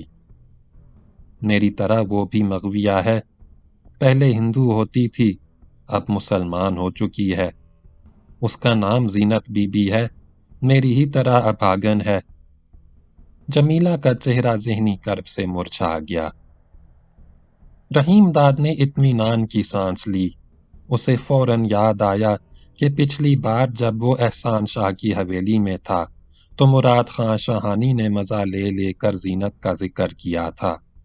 وہ کوٹ میں ان دنوں نئی اٹھا کر لائی گئی تھی۔ رحیم داد نے اس کے بارے میں مراد خان سے بہت کچھ سنا تھا، مگر زینت سے اس کا آمنا سامنا نہ ہوا تھا۔ نہ اس نے رحیم داد کو دیکھا تھا اور نہ ہی رحیم داد نے اسے دیکھا تھا۔ دونوں ایک دوسرے کے لیے قطعی اجنبی اور انجان تھے۔ رحیم داد نے زینت کے بارے میں کسی تبصرے سے گریز کیا، خاموش بیٹھا رہا۔ جمیلہ نے ٹھنڈی سانس بھری۔ اس پر بھی بہت اپرادھ ہوا۔ جس کے ہاتھوں میں پڑ گئی اس نے نوچا کھسوٹا، ذرا بھی ترس نہ کھایا۔ آخر اسے ایک نیک بندہ مل گیا، وہ اسکول ماسٹر تھا۔ اس نے زینت سے باقاعدہ بیاہ کر لیا، اب وہ اسی کے پاس جانا چاہتی ہے۔ وہ کہاں ہوتا ہے؟ رحیم داد نے دریافت کیا۔ وہ آج کل دیپال پور کے پرائمری اسکول میں ماسٹر لگا ہے، اس کا نام جلیل ہے۔ تو نے اسی کو بلانے کے لیے نادر کو دیپال پور بھیجا ہے؟ ہاں جی، میں نے نادر خان کو اسی لیے دیپال پور بھیجا ہے، جمیلہ نے رحیم داد کو بتایا۔ وہ آ کر زینت کو اپنے ساتھ لے جائے گا۔ جب ایسی گل بات ہے تو احسان شاہ کے پاس میرے جانے کی کیا ضرورت ہے؟ اس نے استفہامیہ نظروں سے جمیلہ کی جانب دیکھا۔ میں تو کہتا ہوں زمیندارنی، احسان شاہ کو تو اس کا بالکل پتہ نہیں چلنا چاہیے، بہت گڑبڑ ہو جائے گی۔ تینوں پتہ نہیں وہ کتنا خطرناک اور کمینہ ہے۔ اس کے چہرے سے خوف اور پریشانی صاف عیاں تھی۔ مینوں پتہ ہے وہ کتنا خطرناک ہے۔ جمیلہ نے رحیم داد سے اتفاق کیا۔ اس کا اثر و رسوخ بھی بہت ہے، بڑے سرکاری افسروں بلکہ اسمبلی کے ممبروں اور وزیروں تک سے اس کی یاری ہے۔ اس کی پہنچ تو بہت اوپر تک ہے۔ اس کا لہجہ تلخ ہو گیا، چہرے کی شگفتگی اور رعنائی دھندلی پڑ گئی۔ سچ پوچھ تو حکومت ہی ایسے بندوں کی ہے۔ اس کے 2 پتر تو وٹے سرکاری افسر لگے ہیں، جنوائی اور بھتیجے بھی اونچے عہدوں پر ہیں۔ تو بالکل ٹھیک کہہ رہی ہے، پر سمجھ نہیں آتی مجھے اس کے پاس کیوں بھیجنا چاہتی ہے۔ یہی تو تجھے بتانا ہے، جمیلہ نے سنجیدہ لہجے میں کہا۔ زینت کے 2 بچے ہیں، دونوں احسان شاہ کے مزار سلامو کے پاس ہیں۔ سلامو ہی اسے اغوا کر کے پیراں والا لایا تھا، اور اس کے گھر سے احسان شاہ نے اپنے کرندوں کے ذریعے زینت کو اٹھوا لیا۔ زینت کو اپنے بچے تو یاد آتے ہی ہوں گے۔ کیوں نہیں یاد آتے؟ زینت کے سینے میں بھی ماں کا ہردے دھڑکتا ہے۔ جمیلہ نے تڑپ کر کہا۔ ان کے لیے وہ بلک بلک کر روتی ہے، اسے روتا دیکھتی ہوں تو میری آنکھوں میں بھی آنسو آ جاتے ہیں۔ میں بھی تو ماں ہوں۔ اس کے چہرے پر دکھ برسات کے بادلوں کی مانند منڈلانے لگا۔ چودھری، تجھے ماں کی ممتا کا پتہ نہیں؟ رحیم داد نے کچھ نہ کہا، چپ بیٹھا رہا۔ تو احسان شاہ کے پاس چلا جا۔ اس دفعہ جمیلہ کے لہجے میں التجا کا پہلو نمایاں تھا۔ اس کی منت سماجت کر لینا، میری خاطر کر لینا۔ اس کے رویے میں عاجزی اور بڑھ گئی۔ چودھری، تو زینت کے بچے دلوا دے، تیری بہت مہربانی ہوگی۔ مجھے وشواس ہے احسان شاہ تیری گل ضرور مان لے گا۔ بالکل نہیں مانے گا، تو نے بالکل غلط اندازہ لگا رکھا ہے۔ رحیم داد نے جھٹ صفائی پیش کی۔ میری اس کے ساتھ ایسی یاری نہیں کہ وہ میری ہر گل بات مان لے۔ مجھے تو ڈر ہے کہیں وہ تیرا دشمن نہ ہو جائے۔ ہو جائے، کون سا فرق پڑتا ہے؟ پہلے ہی وہ کون سا مجھ پر مہربان رہا۔ جمیلہ کے ہونٹوں پر زہر خند نمودار ہوا۔ وہ تو مجھے اپنی رکھیل بنانے کے لیے خریدنا چاہتا تھا۔ 2000 بولی لگائی تھی، پر اللہ وسایہ نے صاف انکار کر دیا۔ جمیلہ نے اپنی بات کا رخ بدل دیا، ایک بار پھر حرف مطلب پر آ گئی۔ چودھری، تو زینت کے بچوں کے لیے احسان شاہ سے بات کر کے تو دیکھ۔ تو بھی کمال کرتی ہے زمیندارنی۔ رحیم داد کسی قدر جھنجھلائے ہوئے لہجے میں بولا۔ اس سے بات کرنے کا تو یہ مطلب ہوگا کہ اسے پتہ چل جائے گا زینت یہاں ہے۔ اس نے جمیلہ کو تیکھی نظروں سے دیکھا۔ تو نے یہ نہیں سوچا اگر احسان شاہ نے میری بات نہ مانی تو کیا ہوگا؟ میں تو کہتا ہوں اسے پتہ چل گیا تو زینت اپنے گھر والے کے پاس بھی نہ جا سکے گی۔ احسان شاہ اسے رستے ہی سے اٹھوا لے گا، وہ ایسا ہی خطرناک بندہ ہے۔ جمیلہ تذبذب میں پڑ گئی۔ رحیم داد نے جن خدشات کا اظہار کیا تھا ان کی اہمیت کو اس نے بھی محسوس کیا۔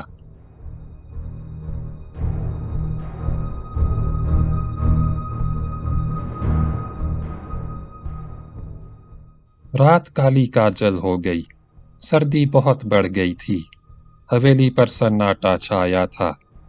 اسی اثنا میں رات کے گہرے سناٹے میں کمرے کے باہر قدموں کی آہٹ ابھری۔ چاپ ہولے ہولے قریب آتی گئی۔ دروازے کا ایک پٹ ذرا سا کھلا تھا۔ جمیلہ اور رحیم داد نے گردن موڑ کر اس طرف دیکھا۔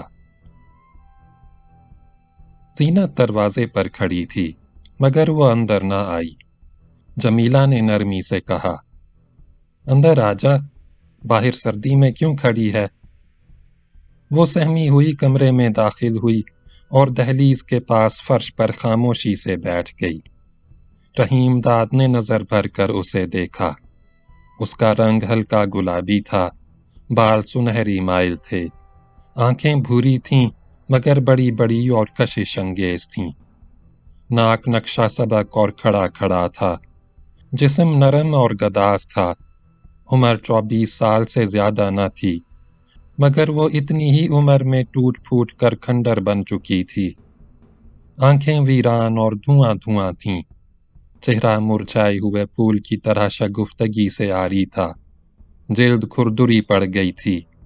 وہ گہری نیلی دھوتی باندھے ہوئے تھی اور ملک جی کھیس اوڑھے سکڑی سکڑی حسرت کا مرقع اور عبرت کی تصویر بنی بیٹھی تھی۔ اس کی گردن جھکی ہوئی تھی۔ जमीला ने पूछा। जीनत कैसे आ गई? बहन जी, नींद नहीं आ रही थी, वो बुझे हुए लहजे में बोली। मुझे पता चला तू यहाँ है, मन घबराया तो इधर आ गई। तूने बुरा तो नहीं मनाया? ऐसी गल ना सोच, जमीला ने उसे प्यार से डांटा। वहां क्यों बैठी है? इधर मेरे पास कुर्सी पर आकर बैठ जा।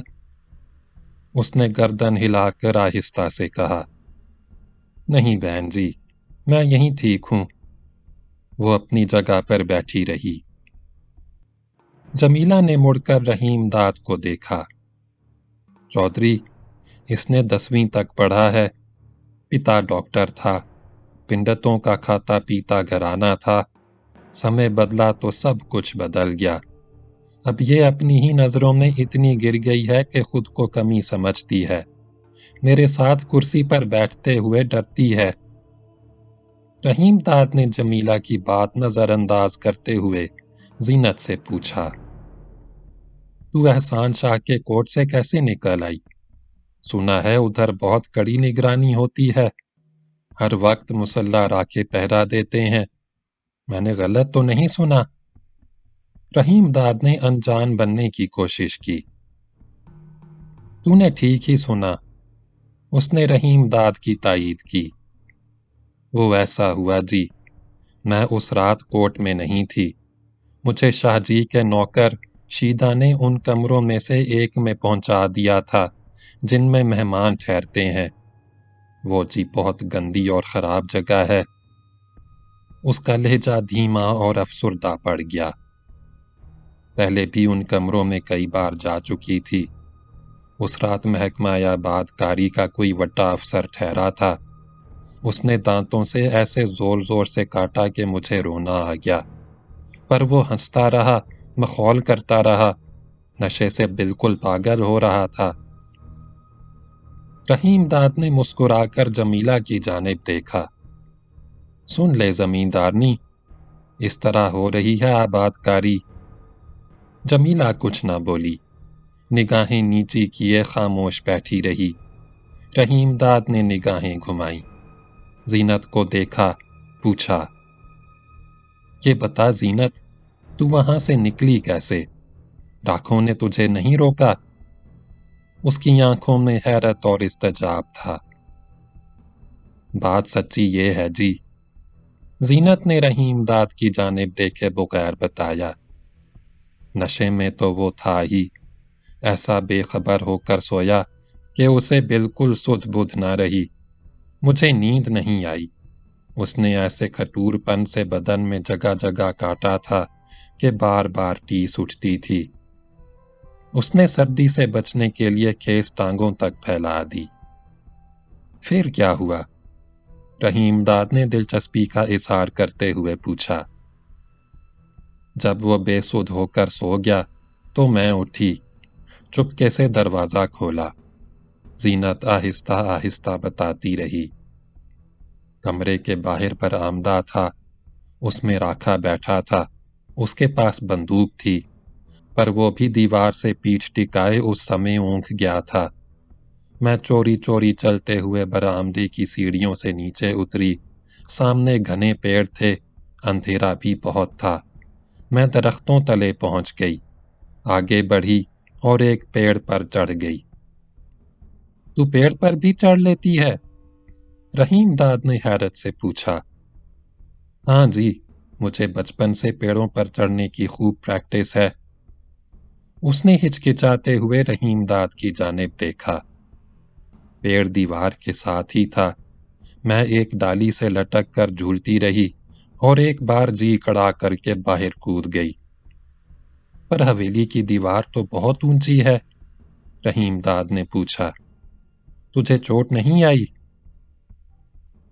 आई थी पर ज्यादा नहीं आई। उस समय तो बिल्कुल पता ना चला। मैं पीरावाला से भागती हुई रात के अंधेरे में निकली और नहर के साथ साथ चलती इधर आ गई। पर बाद में एक टांग दर्द करने लगी, अब भी करती है। उसने नजरें उठाकर जमीला को देखा। बहन जी को मैंने बताया, اس نے تارا سے مالش کرائی، اس سے درد کم ہو گیا۔ جمیلہ زیادہ دیر خاموش نہ رہی، اس نے دل گرفتہ ہو کر کہا، زینت، تیرا اصلی درد تو تیرے بالک ہیں، جن کو تو ہر سمے یاد کرتی رہتی ہے، روتی رہتی ہے، آنسو بہاتی ہے۔ جمیلہ نے ٹھنڈی سانس بھری۔ یہی گل ہے نا؟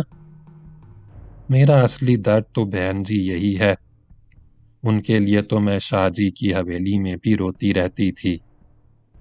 زینت نے دکھ بھرے لہجے میں جمیلہ کی بات کی تائید کی۔ کوٹ کی قیدی زنانیوں کی انچارج رحمتیں ہے، مجھے روتا ہوا دیکھ کر وہ ڈانٹتی ڈپٹتی تھی، بالوں سے پکڑ کر مارتی تھی۔ وہ جی بہت کٹھور ہے، اس کے ڈر سے میں چھپ چھپ کر روتی تھی۔ اس کی آواز گلوگیر ہو گئی، آنکھیں چھلک پڑیں۔ وہ کھیس کے پلو سے آنسو پوچھنے لگی۔ جمیلہ نے رحیم داد سے کہا، چودھری، یہ بھی ٹھیک ہی ہوا زینت اس سمے یہاں آ گئی، تو نے بھی اس کا دکھ جان لیا۔ یہ اپنے بچوں کے لیے بہت دکھی ہے، اسے کچھ چنگا نہیں لگتا، روٹی بھی ٹھیک سے نہیں کھاتی۔ اس نے رحیم داد کی جانب دیکھا۔ یہ بتا اس کے بچوں کو لانے کے لیے کیا رستہ نکالا جائے، کچھ نہ کچھ تو کرنا ہی پڑے گا۔ میں تو کہتا ہوں جی، پہلے اس کے گھر والے کا انتظار کر لیا جائے، وہ کل شام تک نادر خان کے ساتھ پہنچ ہی جائے گا، جنت نے مجھے یہی بتایا ہے۔ رحیم داد نے اپنے خدشات کا دبی زبان سے اظہار کیا۔ پہلے اس کے گھر والے سے گل بات کرنی ضروری ہے، مان لے وہ اسے لے جانے پر تیار نہ ہوا، تب کیا ہوگا؟ مجھے یا تجھے اس کے دل کا کیا پتا؟ چودھری، تو کہتا تو ٹھیک ہے، ایسا سمے لگا ہے، کسی کے بارے میں کچھ نہیں کہا جا سکتا۔ کبھی کبھی تو میں بھی اس پرکار سوچتی ہوں۔ جمیلہ نے بھی رحیم داد کی رائے سے اتفاق کیا۔ سال بھر سے اوپر ہو گیا، پتہ نہیں گھر والے کے من میں اس کے بارے میں کیا ہو، اس نے کیا سوچ رکھا ہو۔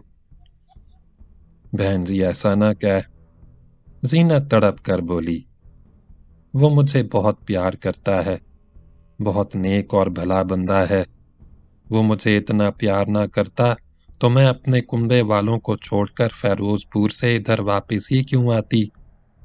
تجھے تو ساری باتوں کا پتہ ہے، سب کچھ بتا چکی ہوں تجھ سے۔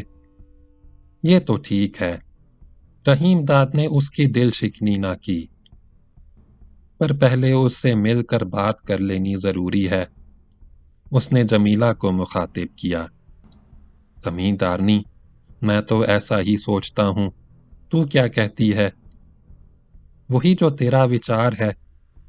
جمیلہ نے اس کی تائید کی۔ زینت کے گھر والے کا پہلے انتظار کر لینا چاہیے، اس سے بات چیت کرنے پر صاف پتہ چل جائے گا وہ کیا چاہتا ہے۔ اس نے زینت کی جانب مڑ کر دیکھا۔ مان لے وہ تجھے اپنے ساتھ لے جانے پر تیار نہ ہوا۔ اپنے اس شک و شبے کے اظہار کے ساتھ ہی اس نے زینت کو یقین بھی دلایا۔ چنتا نہ کر زینت، میں تجھے اور تیرے بچوں کو اپنے پاس رکھوں گی، ویسے تیرا گھر والا جلیل چاہے تو اسے بھی یہاں ٹھہرا لوں گی۔ بہن جی، وہ یہاں کیسے رہ سکتا ہے؟ دیپال پور میں تو وہ نوکری کرتا ہے، اسکول میں پڑھاتا ہے۔ یہاں بھی اسکول میں پڑھائے گا؟ جمیلہ نے مسکرا کر زینت کو مطمئن کرنے کی کوشش کی۔ تو نے میرا اسکول دیکھا ہے، وہیں تو مجھے پہلی بار ملی تھی، بھول گئی؟ زینت نے اٹکتے ہوئے کہا، پر جلیل تو سرکاری اسکول کا ماسٹر ہے، وہ کیسے سرکاری نوکری چھوڑ دے گا؟ یہ بھی سرکاری اسکول بن جائے گا۔ جمیلہ نے اسے یقین دلایا۔ میں تو یہی چاہوں گی جلیل ادھر ہی ٹھہر جائے اور یہ اسکول چلائے، مجھے تو ویسے بھی تجربے کار اسکول ماسٹروں کی ضرورت ہے۔ اپنی بات کہتے کہتے وہ رحیم داد کی جانب متوجہ ہوئی۔ چودھری، میں تجھے یہ بتانا تو بھول ہی گئی کہ اپنے اسکول کے بارے میں بات چیت کرنے شہر گئی تھی۔ محکمہ تعلیم والوں نے تو ٹال مٹول سے کام لیا۔ میں ڈپٹی کمشنر سے ملی، بہت اچھی طرح پیش آیا، چنگا بندہ لگتا ہے۔ اس نے مدد کرنے کا وعدہ بھی کیا، مجھے وشواس دلایا کہ میرے اسکول کو سرکاری پرائمری اسکول بنا دیا جائے گا۔ کب تک ایسا ہو جائے گا؟ رحیم داد نے کریت کر پوچھا۔ یہ تو بتانا مشکل ہے، جمیلہ نے جواب دیا۔ ڈپٹی کمشنر نے کہا ہے اگر فوری طور پر ایسا نہ ہوا تو اسکول کو منظور شدہ تو ضرور بنا دیا جائے گا۔ سرکار کی طرف سے مالی مدد بھی ملے گی۔ اس کی ویسے مجھے چنتا نہیں، پر ریکگنائزڈ یا منظور شدہ ہو جانے کے بعد اسکول کی اہمیت بڑھ جائے گی۔ ابھی تو وہ کچھ بھی نہیں۔ یہ تو بہت درست کام ہوگا، رحیم داد نے جمیلہ کی خوشنودی کے لیے کہا۔ ویسے اسے اسکول سے کوئی دلچسپی نہ تھی، بلکہ احسان شاہ سے اسکول کے بارے میں تفصیلی بات چیت کرنے کے بعد وہ اس کے قیام کے حق میں نہ رہا تھا، مگر جمیلہ اس کے احساسات سے بے نیاز بڑے جوش و خروش سے بتاتی رہی۔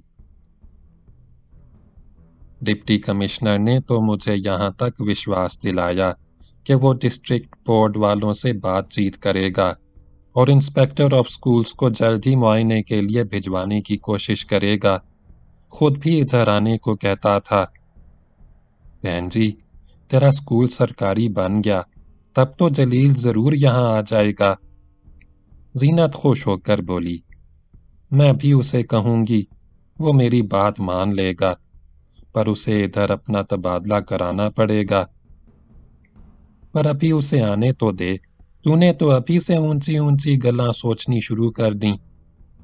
رحیم داد نے ہنس کر زینت سے کہا، پہلے تو اس سے مل کر یہ معلوم کرنا ہوگا اس کا ارادہ کیا ہے۔ بنا اس سے ملے اور بات کیے تو کچھ بھی نہیں طے کیا جا سکتا۔ چودھری، تو بالکل ٹھیک کہہ رہا ہے، پہلے جلیل کا انتظار کرنا ہوگا۔ جمیلہ نے رحیم داد کی رائے سے پورا اتفاق کیا۔ اسے کل شام تک نادر کے ساتھ یہاں پہنچ جانا چاہیے۔ اس نے کلائی پر بندھی ہوئی گھڑی دیکھی، 12:30 بج گئے، آدھی رات ہو گئی، باتوں میں سمے کا پتہ نہ چلا، بہت دیر ہو گئی، اب چلنا چاہیے۔ وہ اٹھ کر کھڑی ہو گئی۔ پر تو نے طے کیا کیا؟ رحیم داد نے جمیلہ کو ٹوکا۔ طے کیا کرنا ہے؟ جمیلہ نے جواب دیا، پہلے جلیل سے مل کر بات کرنی ضروری ہے، ہونا بھی یہی چاہیے، اس کے آنے کے بعد ہی آگے کے لیے سوچ وچار کیا جائے گا۔ رحیم داد خاموش رہا، جمیلہ آگے بڑھی، زینت بھی اٹھ کر کھڑی ہو گئی، دونوں کمرے سے چلی گئیں۔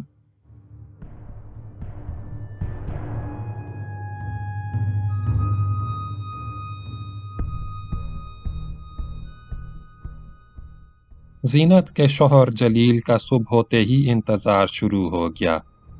دن ڈھلنے لگا، سورج غروب ہو گیا، شام ہو گئی، مگر جلیل نہ آیا، نادر خان بھی نہ لوٹا، پہر رات ہو گئی، حویلی بھائیں بھائیں کر رہی تھی، ہر طرف خاموشی طاری تھی۔ رحیم داد جاگ رہا تھا، اسے نیند نہیں آ رہی تھی، ویسے بھی کچھ عرصے سے اسے دیر سے سونے کی عادت پڑ گئی تھی۔ رات گئے بالائی منزل پر جانے والے زینے پر قدموں کی آہٹ ابھری۔ رحیم داد پوری طرح بیدار تھا۔ چاپ رفتہ رفتہ قریب آتی گئی اور کمرے کے پاس پہنچ کر ختم ہو گئی۔ رحیم داد نے بے چین نظروں سے بند دروازے کی جانب دیکھا۔ دروازے پر آہستہ سے دستک ہوئی۔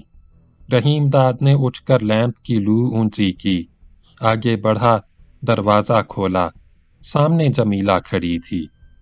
اس کے ہاتھ میں دواؤں کا بکسا لٹک رہا تھا۔ اس کے قریب حویلی کی نوکرانی ناجو کھڑی تھی۔ وہ ایک ہاتھ میں جلتی ہوئی لالٹین سنبھالے ہوئے تھی۔ جمیلہ نے رحیم داد کو دیکھتے ہی دریافت کیا، چودھری تو ابھی سویا نہیں؟ نہیں جی، میں جاگ رہا تھا، دن میں دیر تک سوتا رہا، اب نیند نہیں آ رہی تھی۔ رحیم داد نے وضاحت کی، پوچھا، پر زمیندارنی تو اتنی رات کو کہاں جا رہی ہے؟ پنڈ کے موچی کی طبیعت بہت گڑبڑ ہے، جمیلہ نے قدرے گھبرائے ہوئے لہجے میں کہا۔ شام سے اسے الٹیاں ہو رہی ہیں، حکیم سے دوائی بھی لایا تھا، پر طبیعت ٹھیک نہیں ہوئی۔ تھوڑی دیر پہلے حمدہ کے ساتھ اس کا پتر آیا تھا، بہت پریشان لگتا تھا، اسے تو میں نے جھٹ واپس بھیج دیا، اب موچی کے گھر جا رہی ہوں۔ پر اب تو بہت رات ہو گئی، رحیم داد نے تشویش کا اظہار کیا۔ جمیلہ کچھ نہ بولی، دواؤں کا بکسا فرش پر رکھا، شال دوبارہ اس طرح سنبھال کر اوڑھی کہ کان اور چہرے کا بیشتر حصہ ڈھک گیا۔ زمیندارنی، سردی بہت ہے، تو نے خالی شال اوڑھ رکھی ہے۔ نہیں، میں نے موٹا اونی سویٹر بھی پہن رکھا ہے، تو چنتا نہ کر۔ جمیلہ نے زیر لب مسکرا کر کہا، ویسے مجھ سے کمبل یا دھسا اوڑھ کر چلا نہیں جاتا، نہ جانے کیسا لگتا ہے۔ بات کہتے کہتے اس کے چہرے سے گھبراہٹ چھلکنے لگی۔ چودھری، میں تیرے پاس اس کارن آئی تھی کہ مجھے پتا چلا ہے کہ احسان شاہ کا ایک کرندہ شام کو ادھر آیا تھا، تجھ سے تو نہیں ملا؟ مجھے تو نہیں ملا، پر وہ آیا کیوں؟ رحیم داد بھی گھبرا گیا۔ زینت تو تیرے ہی ساتھ ہے نا؟ وہ تو میرے ہی کمرے میں ہے، اسے نینا اور گڈو کے پاس چھوڑ کر آئی ہوں، جاگ رہی ہے۔ جلیل کا انتظار کر رہی ہوگی، پر نہ وہ آیا اور نہ ہی نادر لوٹا۔ پتہ نہیں کیوں نہیں آیا، لگتا ہے نادر اسے لے کر ہی آئے گا، کل تک دونوں کو آ جانا چاہیے۔ زمیندارنی، اندر آ جا، باہر کیوں کھڑی ہے؟ میں نے ٹھہرنا نہیں ہے، تجھے احسان شاہ کے کرندے کے بارے میں بتانے آئی تھی، مجھے اب موچی کے گھر جانا ہے۔ ٹھہر جا، میں بھی تیرے ساتھ چلوں گا، تیرا اتنی رات گزرے اس طرح جانا ٹھیک نہیں۔ جمیلہ نے منع بھی کیا، مگر رحیم داد باز نہ آیا۔ اس نے جلدی جلدی جوتے پہنے، سر پر پگڑی رکھی، اونی دھسا اوڑھا، باہر نکلا، دروازہ بند کیا اور جمیلہ کے انکار کے باوجود اصرار کر کے دواؤں کا بکسا اپنے ہاتھ میں لے لیا۔ رحیم داد بکسا سنبھالے جمیلہ کے ساتھ ساتھ چل رہا تھا، ناجو لالٹین لیے آگے آگے تھی۔ تینوں حویلی سے باہر نکلے، پھاٹک پر پہرے دار موجود تھا۔ رحیم داد نے اسے چوکنا اور محتاط رہنے کی ہدایت کی۔ حویلی کے باہر پالا پڑ رہا تھا، ہر طرف نیل گوں دھندل کا پھیلا تھا، اس کی تہہ اس قدر گاڑھی اور دبیز تھی کہ لالٹین کی روشنی ہلکا سا دھپا نظر آتی تھی۔ گاؤں پالے میں لپٹا سو رہا تھا، سناٹا بہت گہرا تھا، یہ جاڑے کی سرد اور خون منجمد کر دینے والی رات تھی۔ رحیم داد کا بدن موٹے دھسے میں بھی کپ کپا رہا تھا، ناجو بھی سکڑی سکڑائی نظر آتی تھی، مگر جمیلہ گردن اٹھائے نہایت سکون سے چل رہی تھی۔ تینوں نے ریڑھ عبور کیا اور گاؤں کی جانب بڑھے۔ ابھی تینوں گاؤں کے مکانات سے دور ہی تھے کہ رات کے پرہول سناٹے میں عقب سے تیز ٹاپیں سنائی دیں، کوئی گھوڑا سرپٹ دوڑاتا اسی طرف آ رہا تھا۔ جمیلہ، رحیم داد اور ناجو نے ٹاپیں سنی تو ٹھٹک کر رہ گئے، ان کی آنکھوں میں خوف تھا، چہروں پر پریشانی تھی۔ وہ اس سمت دھڑکتے دل سے دیکھنے لگے جدھر سے آہٹ ابھر رہی تھی اور دم بدم قریب سے قریب تر ہوتی جا رہی تھی۔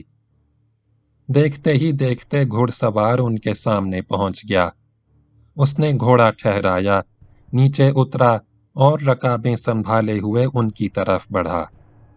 तीनों दम बखुद थे। पाले का धुंधलका इतना दबीज था कि आने वाला साए की मानिंद नजर आ रहा था। रहीम दाद गू के आलम में हैरानों परेशान खड़ा रहा, मगर जमीला ने जुर्रत से काम लिया, आगे बढ़ी, नाजू के हाथ से लालटेन ली, उसे उठाकर ऊंचा किया और आने वाले को आंखें फाड़कर गौर से देखा। वो अब ठहर गया था और धुंधलके में लिपटा हुआ चंद कदम के फासले पर खड़ा था। वो अंधेरे में ऊनी दोहर से इस तरह चेहरा छुपाए हुए था कि सिर्फ तेज चमकती हुई आंखें लालटेन की धुंधली रोशनी में नजर आ रही थीं। जमीला ने अटकते हुए पूछा, कौन है तू? उसकी आवाज में हल्की हल्की कपकपाहट थी। वो जहां थी वहीं खड़ी रही। वो कुछ ना बोला। उसने खामोशी से कदम उठाया और आगे बढ़ने लगा। अब रहीम दाद को भी अपनी जिम्मेदारी का एहसास हुआ। उसने टपट कर कहा, बोलता क्यों नहीं? साफ साफ बता, तू कौन है? क्या चाहता है? वो तीनों के मुकाबिल पहुंचकर फिर रुक गया, मगर कुछ बोला नहीं। चेहरे पर से दोहर हटाई और जमीला को मुखातिब किया, बहन जी, घबरा नहीं, मैं जीरा हूं। जमीला ने लालटेन उठाकर उसके चेहरे के सामने कर दी। वो जीरा ही था, उसके मज़ारे दीन मोहम्मद का बड़ा बेटा। जमीला ने लालटेन नीचे कर ली, इत्मीनान की सांस ली, मुस्कुरा कर बोली, जीरे, तूने तो मुझे डरा ही दिया था। जीरा ने कुछ ना कहा, गुमसुम खड़ा रहा। जमीला ने जोर देकर पूछा, जीरे, इससे में कहां से आ रहा है? मैं अपनी घर वाली लाडो को लेने सुलेमानपुरे गया था। तू उसे अपने साथ नहीं लाया? जमीला ने दरियाफ्त किया। कहाँ है वो? बहन जी, तैनू पता ही है, वो दोनों बच्चे छोड़कर असलम के साथ चली गई। जीरा ने दबी जबान से बताया। मैनू पता है, बिल्कुल पता है। तेरा प्यू मेरे पास आया था, उससे देर तक गल बात हुई थी। वो उसे लेने सुलेमानपुरा भी गया था। आगे का मुझे पता नहीं। ना दीन मोहम्मद ने कुछ बताया और ना तेरी माँ ने। दोनों में से कोई भी मेरे पास ना आया। आकर करते भी क्या? जीरा तीखे लहजे में बोला। उसने वापस आने से साफ इनकार कर दिया। पर तेरे प्यू दीन मोहम्मद को बताना तो चाहिए था, जमीला ने नरम लहजे में कहा। वो मेरे पास आता तो आगे की सोची जाती। लाडो को वापस लाने के लिए कोई उपाय किया जाता। वो तेरी घर वाली है, तेरा उस पर अधिकार है, उसे तेरे पास आना चाहिए। बच्चे भी उसके बिना बहुत परेशान होंगे। बहुत तंग करते हैं जी, छोटे छोटे निक्के ही तो हैं। बहुत जिद करते हैं जी, हर दम रोते रहते हैं। बहन जी, तुझसे अब क्या बताऊं? मैनू पता है, जरूर तंग करते होंगे, जमीला ने उसकी तायीद करते हुए कहा। पर लाडो कैसी माँ है, उसे अपने बच्चे भी याद नहीं आते, उसकी ममता भी नहीं जागी। उसे तो जी किसी की याद नहीं आती। 3 महीने से ऊपर हो गए, सबने मशवरा दिया थाने में पर्चा चाक करा दो, पर मेरे प्यू ने मना कर दिया। खुद असलम के घर गया, लाडो से मिला, समझाने बुझाने की कोशिश की, पर वो आने पर राजी नहीं हुई। दोबारा चाचा को लेकर गया, उसने मिलने और गल बात करने से भी इनकार कर दिया। वो बुझे हुए लहजे में ठहर ठहर कर बोलता रहा। आज दोपहर मुझे पता चला वो कल सवेरे की गड्डी से असलम के साथ कराची जा रही है।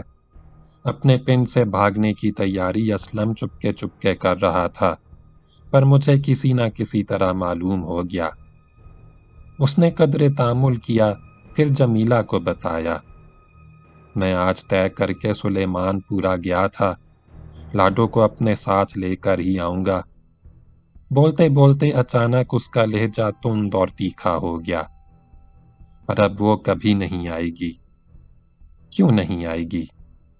جمیلہ نے حیرت زدہ ہو کر پوچھا، تو نے ایسا کیسے سوچا؟ جیرا کا چہرہ کرخت ہو گیا، آنکھوں سے جیسے چنگاریاں نکلنے لگیں، منہ بگاڑ کر بولا، میں اسلم کے گھر اپنے 3 ساتھیوں کے ساتھ گیا، یار دوستوں کو پہرے پر لگایا، گھوڑی بڑھا کر آنگن کی دیوار کے ساتھ کھڑی کی، دیوار پر پہنچا اور دھیرے سے کود کر اندر چلا گیا۔ اس کا لہجہ اور تلخ ہو گیا۔ لاڈو اپنے یار اسلم کے ساتھ لیٹی تھی، دونوں کو دیکھتے ہی میں پاگل ہو گیا۔ جیرا نے دوہر کے اندر سے ہاتھ نکالا، اس میں خون سے لتھڑی ہوئی چھری دبی تھی۔ لال لال خون دیکھ کر جمیلہ کی آنکھیں خوف سے پھیل گئیں۔ رحیم داد بھی دہشت زدہ ہو گیا۔ ناجو نے چیخنے کے لیے منہ پھاڑا مگر آواز نہ نکلی۔ جیرا خون آلود چھری ہاتھ میں دبائے تینوں کے عین سامنے گز سوا گز کے فاصلے پر کھڑا تھا۔ وہ اس وقت بہت خونخوار نظر آ رہا تھا۔ اس نے ہاتھ بڑھا کر چھری سامنے کر دی۔ میں نے جی دونوں کو ٹھکانے لگا دیا۔ اس وقت تک وار کرتا رہا جب تک بالکل ختم نہ ہو گئے۔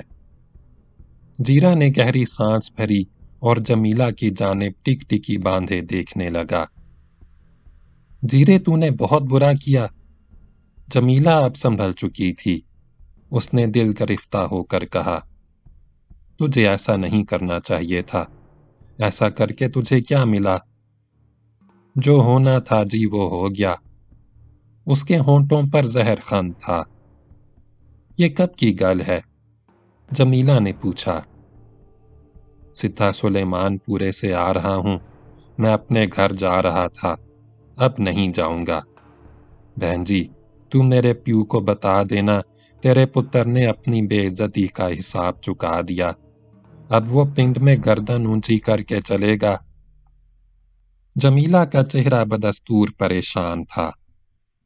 تو کچھ ہی کہہ جیرے، تو نے یہ ٹھیک نہیں کیا۔ جیرے نے کچھ نہ کہا، آگے بڑھا، جھکا، جمیلہ کے پیروں کو چھو کر عاجزی سے بولا، بہن مجھے معاف کر دینا۔ وہ چند لمحے گردن جھکائے جمیلہ کے سامنے کھڑا رہا، پھر اس نے دوہر سے اپنے چہرے کو ڈھاٹا باندھ کر چھپایا، گھوڑے کی طرف بڑھا اور اچھل کر اس پر سوار ہو گیا۔ جمیلہ نے گھبرا کر ٹوکا، جیرے اب تو کہاں جا رہا ہے؟ سوئے کے کنارے میرا یار ملکان انتظار کر رہا ہے، میں اس کے پاس جا رہا ہوں، وہ بھی میرے ساتھ سلیمان پورے گیا تھا۔ پر تو اس کے ساتھ کہاں جائے گا؟ ملکان کو اس کے گھر بھیج دوں گا۔ جیرا نے جمیلہ کی جانب دیکھے بغیر کہا، میں تھانے چلا جاؤں گا۔ جمیلہ نے اسے روکنے کی کوشش کی، چیخ کر بولی، جیرے ٹھہر جا، میری گل تو سن۔ مگر جیرا نے کچھ نہ سنا۔ اس نے گھوڑے کو موڑا، ایڑ لگائی اور جس طرف سے آیا تھا اسی طرف گھوڑا تیزی سے دوڑاتا ہوا آن کی آن میں نظروں سے اوچھل ہو گیا۔ رحیم داد، جمیلہ اور ناجو سکتے کے سے عالم میں کھڑے رہے، رات کے سناٹے میں دور ہوتی ہوئی ٹاپیں سنتے رہے، آخر وہ بھی گہری خاموشی میں تحلیل ہو کر ختم ہو گئیں۔ جمیلہ نے بجھے ہوئے لہجے میں کہا، کیسا گبرو جوان ہے، غصے میں پاگل ہو کر ہتھیا کر بیٹھا۔ اور کیا کرتا؟ رحیم داد نے گردن اونچی کرتے ہوئے کہا، اس کی جگہ میں ہوتا تو میں بھی یہی کرتا۔ عزت اور آن بھی تو کچھ ہوتی ہے۔ میں تو کہتا ہوں جیرا حوصلے والا اور جی دار جوان ہے۔ چودھری چھوڑ جی داری شیداری کو، اس میں کیا دھرا ہے؟ جمیلہ نے جل کر تیکھے لہجے میں کہا، کوئی جگیردار اور بڑا زمیندار کسی بھی زنانی کو اٹھوا لے، اسے رکھیل بنا کر رکھے، بچے جنوائے، تب نہ عزت یاد آتی ہے نہ غیرت اور آبرو، ساری جی داری دھری کی دھری رہ جاتی ہے۔ اس کے تو پیر پکڑتے ہیں، منتیں کرتے ہیں، گڑ گڑاتے ہیں، میرا بازو واپس دے دے۔ اس کا لہجہ اور تلخ ہو گیا، چہرے پر جھنجھلاہٹ بکھر گئی۔ دھتکارے جاتے ہیں، گالاں سنتے ہیں، بار بار جا کر ہاتھ جوڑتے ہیں، پیروں پر پگڑی ڈال دیتے ہیں اور عام طور پر رقم ادا کر کے واپس لاتے ہیں۔ اس نے منہ بگاڑ کر رحیم داد کو دیکھا۔ ایک طرف تو غیرت طوران کا یہ حال ہے اور دوسری طرف اپنی ہی طرح کا مزارہ یا کمی بھگا لے جائے تو جھٹ غیرت اور آبرو جاگ اٹھتی ہے۔ تب جی داری بھی دکھاتے ہیں، قتل کرتے ہیں اور پھانسی کے پھندے پر لٹک جاتے ہیں۔ رحیم داد نے کچھ نہ کہا، وہ جمیلہ کے بگڑے ہوئے تیور دیکھ کر مرعوب ہو گیا تھا۔ جمیلہ نے لالٹین ناجو کو دے دی، آگے بڑھی۔ رحیم داد اور ناجو نے بھی قدم بڑھائے، تینوں گاؤں میں پہنچے اور گلیوں سے گزرتے ہوئے موچی کے دروازے پر جا کر ٹھہر گئے۔ جمیلہ نے رحیم داد سے کہا، چودھری اب تو جا، میں یہاں سے جیرا کے پیو دین محمد کے گھر جاؤں گی، اسے ساری گل بات بتاؤں گی۔ میں بھی تیرے ساتھ دین محمد کے گھر چلا جاؤں گا، تو اکیلی کیسے اتنی رات کو واپس آئے گی؟ مجھے دیر لگ جائے گی، تو واپس حویلی میں جا، میری چنتا نہ کر، میں موچی کے پتر کے ساتھ آ جاؤں گی۔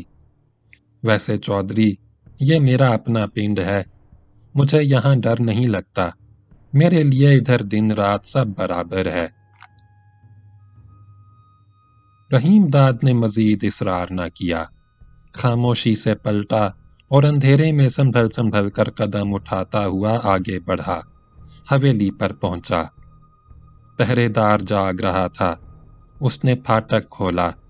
رحیم داد اندر داخل ہوا اور اپنے کمرے میں جا کر بستر پر ٹانگیں پسار کر لیٹ گیا۔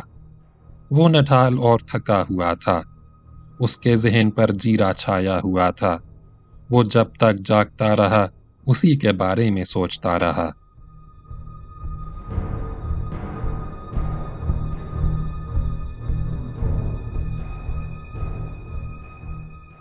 نادر خان دوسرے روز بھی واپس نہ آیا۔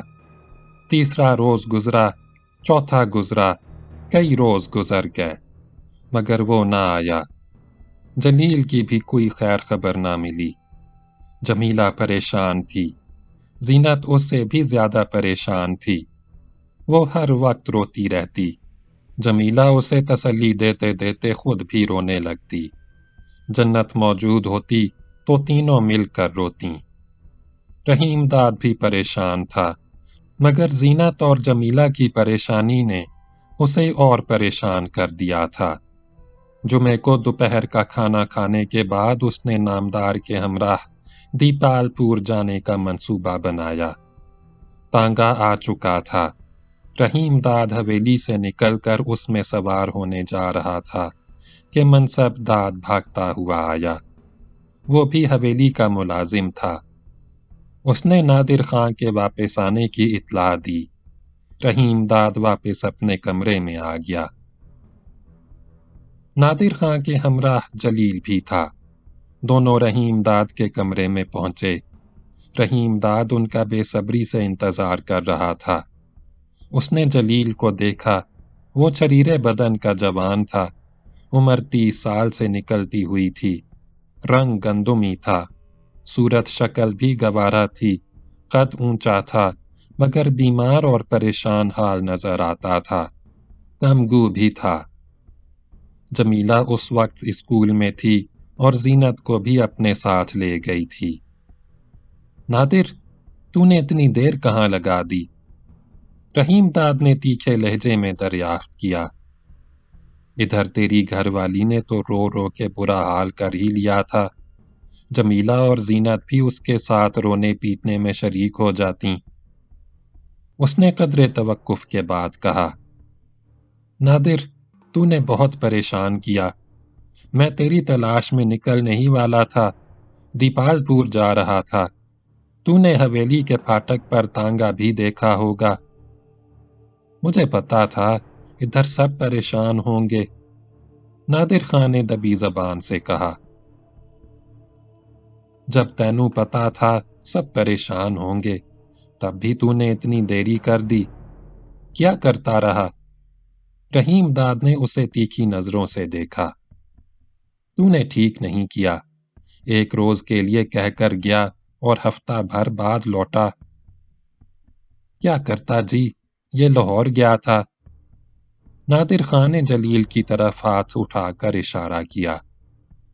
مجھے اس کا انتظار کرنا پڑا، سوچا اب آیا ہوں تو اسے مل تو لوں۔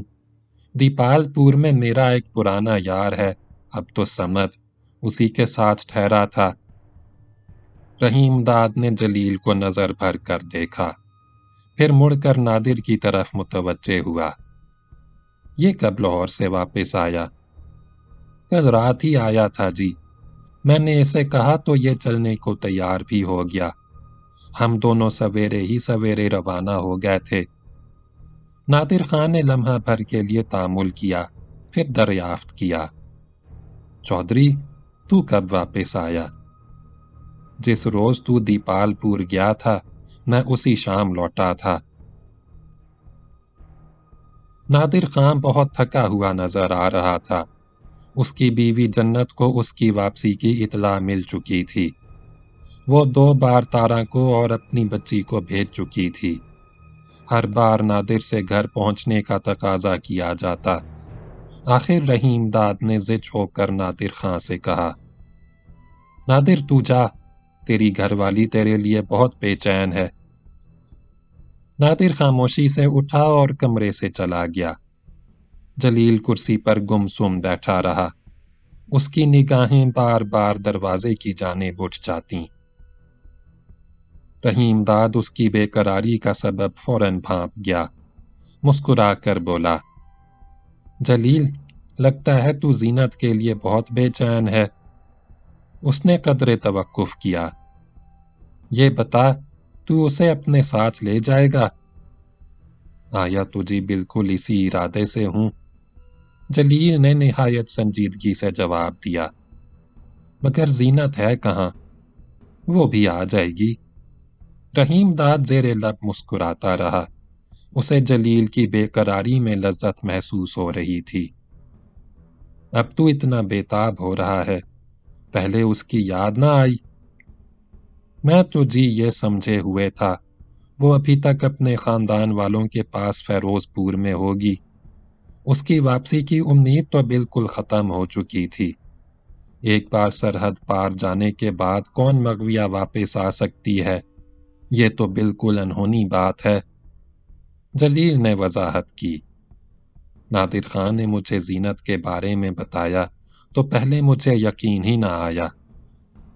تجھے یہ بھی پتا ہے سرحد پار سے واپسی کے بعد وہ سال بھر تک کسی اور کے پاس تھی، بلکہ اس کے بچے بھی ابھی تک اسی کے پاس ہیں۔ رحیم داد نے اس کا اندیہ معلوم کرنے کے لیے صاف گوئی سے کام لیا۔ تجھے یہ بھی پتا ہونا چاہیے کہ پیراں والا کے زمیندار سید احسان علی شاہ نے زینت کو اٹھوا کر اپنی حویلی کے کوٹ میں رکھیل بنا کر رکھ چھوڑا تھا۔ وہ وہاں سے کسی نہ کسی طرح بھاگ کر ادھر پہنچی۔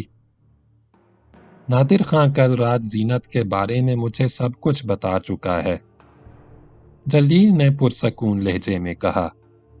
اس کے چہرے پر نہ جھنجھلاہٹ تھی اور نہ ہی کسی قسم کی کدورت نظر آتی تھی۔ نادر نے کوئی بھی بات مجھ سے بالکل نہیں چھپائی، سب کچھ صاف صاف بتا دیا۔ ٹھیک ہی کیا اس نے، رحیم داد نے مطمئن ہو کر کہا۔ لگتا ہے تو نے پوری طرح سوچ سمجھ کر زینت کو لے جانے کا فیصلہ کیا ہے۔ بات یہ ہے جی، مجھے زینت سے تب شکایت ہوتی جب اس کا اپنا کوئی قصور ہوتا۔ جلیل بڑے اعتماد سے گویا ہوا۔ وہ تو حالات کا شکار ہوئی، گیند کی طرح ایک ہاتھ سے دوسرے میں جاتی رہی۔ اس کے لہجے میں دبا دبا کرب تھا۔ زینت پر جو کچھ بیتی اسے میں اچھی طرح سمجھتا ہوں۔ تو مہاجر تو نہیں ہے؟ رحیم داد نے اس کی بات سن کر مان سوال کیا۔ ویسے تو جی میں شیخو پورا کا رہنے والا ہوں، لیکن جب فسادات کی آگ بھڑکی تو میں ملازمت کے سلسلے میں کرنال میں تھا، گھر والے بھی ساتھ تھے۔ جلیل نے سنبھل سنبھل کر بتایا۔ ماں تھی، چھوٹا بھائی تھا، 2 جوان بہنیں تھیں، میرا پیو پہلے ہی مر چکا تھا۔ اس نے گہری سانس بھری۔ ستمبر 1947 کا مہینہ تھا۔ مجھے اب تک یاد ہے، سکھوں اور ہندوؤں کے حملوں سے تنگ آ کر میں گھر والوں کے ساتھ بچ بچا کر حصار پہنچ گیا۔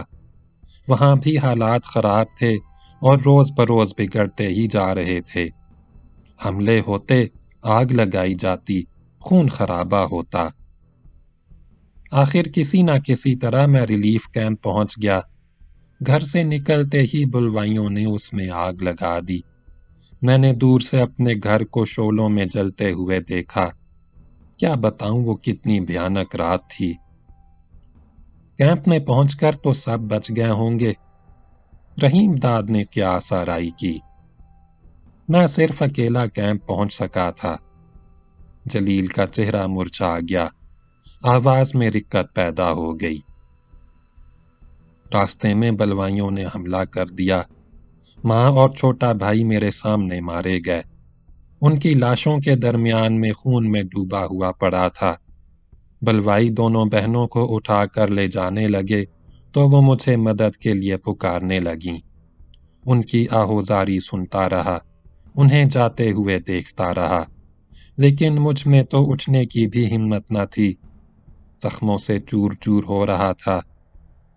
اس کا لہجہ اور رکت آمیز ہو گیا۔ مر جاتا تو اچھا ہی تھا، پر اللہ کو یہ منظور نہ تھا۔ وہ لمحے بھر تک گردن جھکائے خاموش بیٹھا رہا، پھر اس نے بتایا۔ بعد میں دوسرے زخمیوں کے ساتھ نہ جانے کس طرح کیمپ میں پہنچا، وہیں مرہم پٹی ہوئی، میں نومبر تک ریلیف کیمپ میں رہا۔ اس کا مطلب یہ ہوا کہ کیمپ محفوظ رہا۔ روز ہی اس پر حملے کی خبریں ملتی تھیں، پر حملہ نہ ہو سکا۔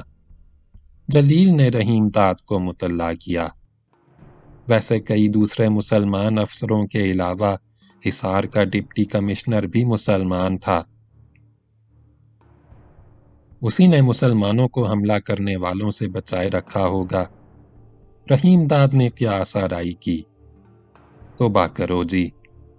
جلیل کے چہرے پر جھنجھلاہٹ بکھر گئی۔ مسلمان وفد بنا کر اس کے پاس گئے، میں بھی اس میں شامل تھا۔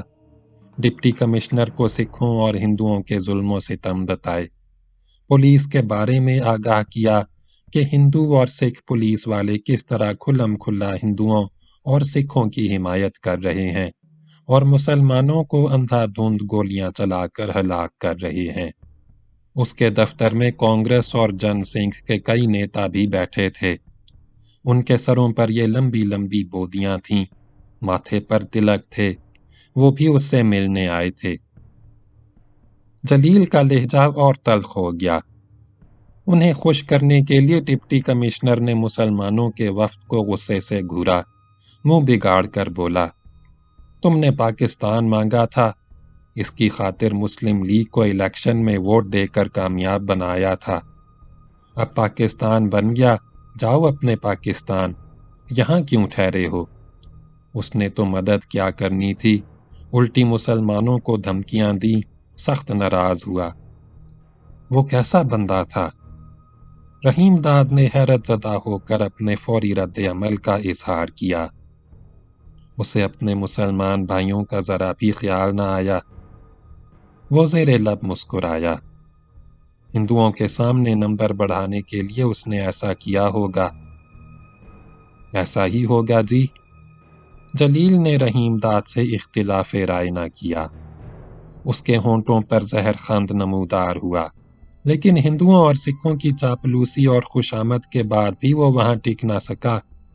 وہ ICS تھا اور جلندھر کا رہنے والا تھا۔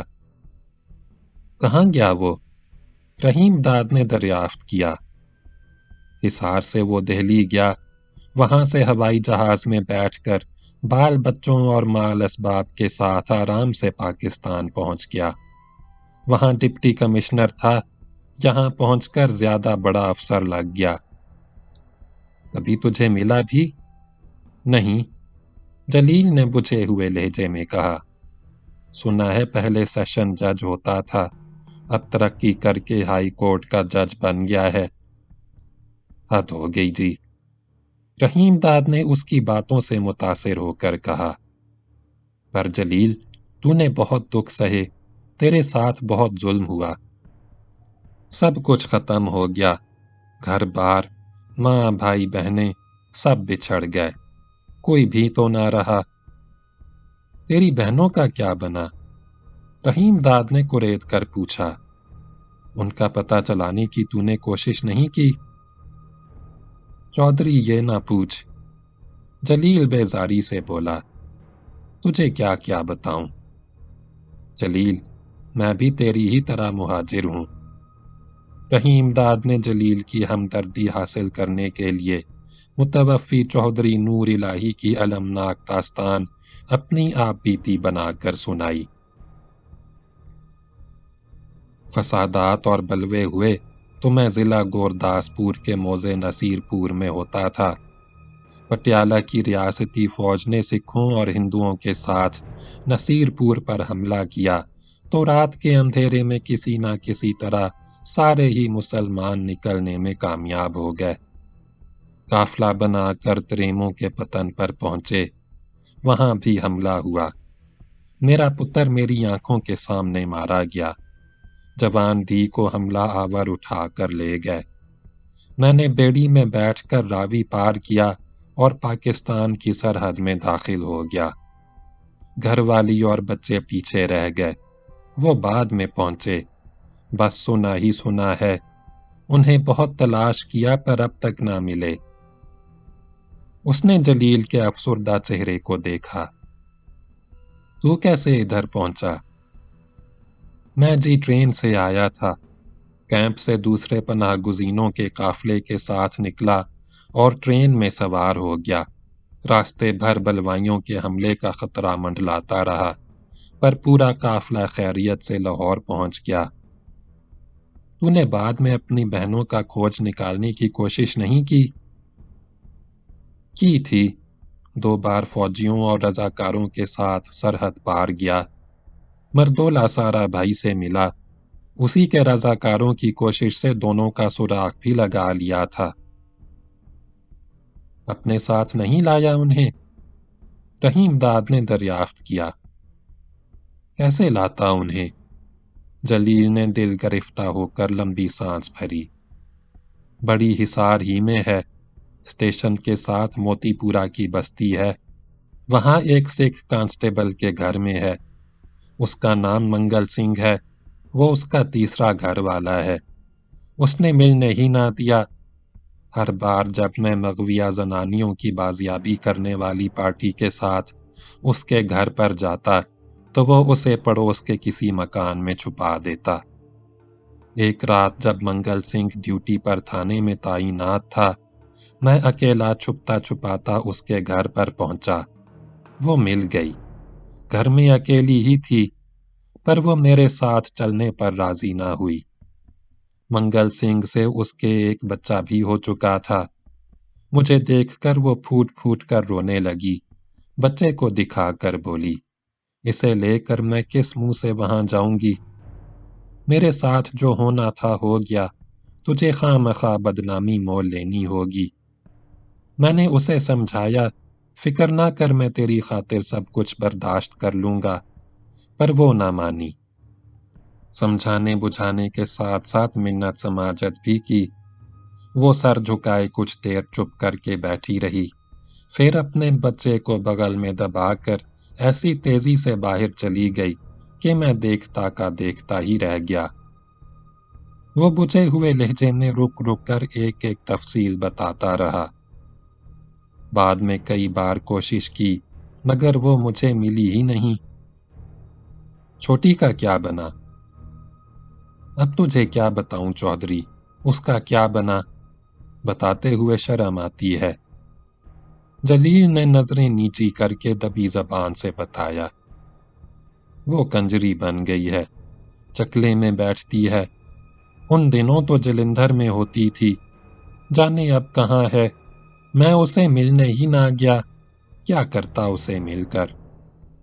اس کی آواز میں درد کی کسک تھی۔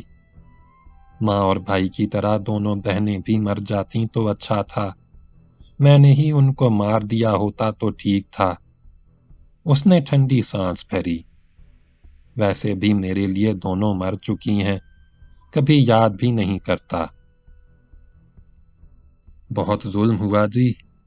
رحیم داد بھی افسردہ ہو گیا۔ تو نے ظلم دیکھا ہے اور اسے جھیلا بھی ہے، تبھی تو نے زینت کو معاف کر دیا اور اسے لینے چلا بھی آیا۔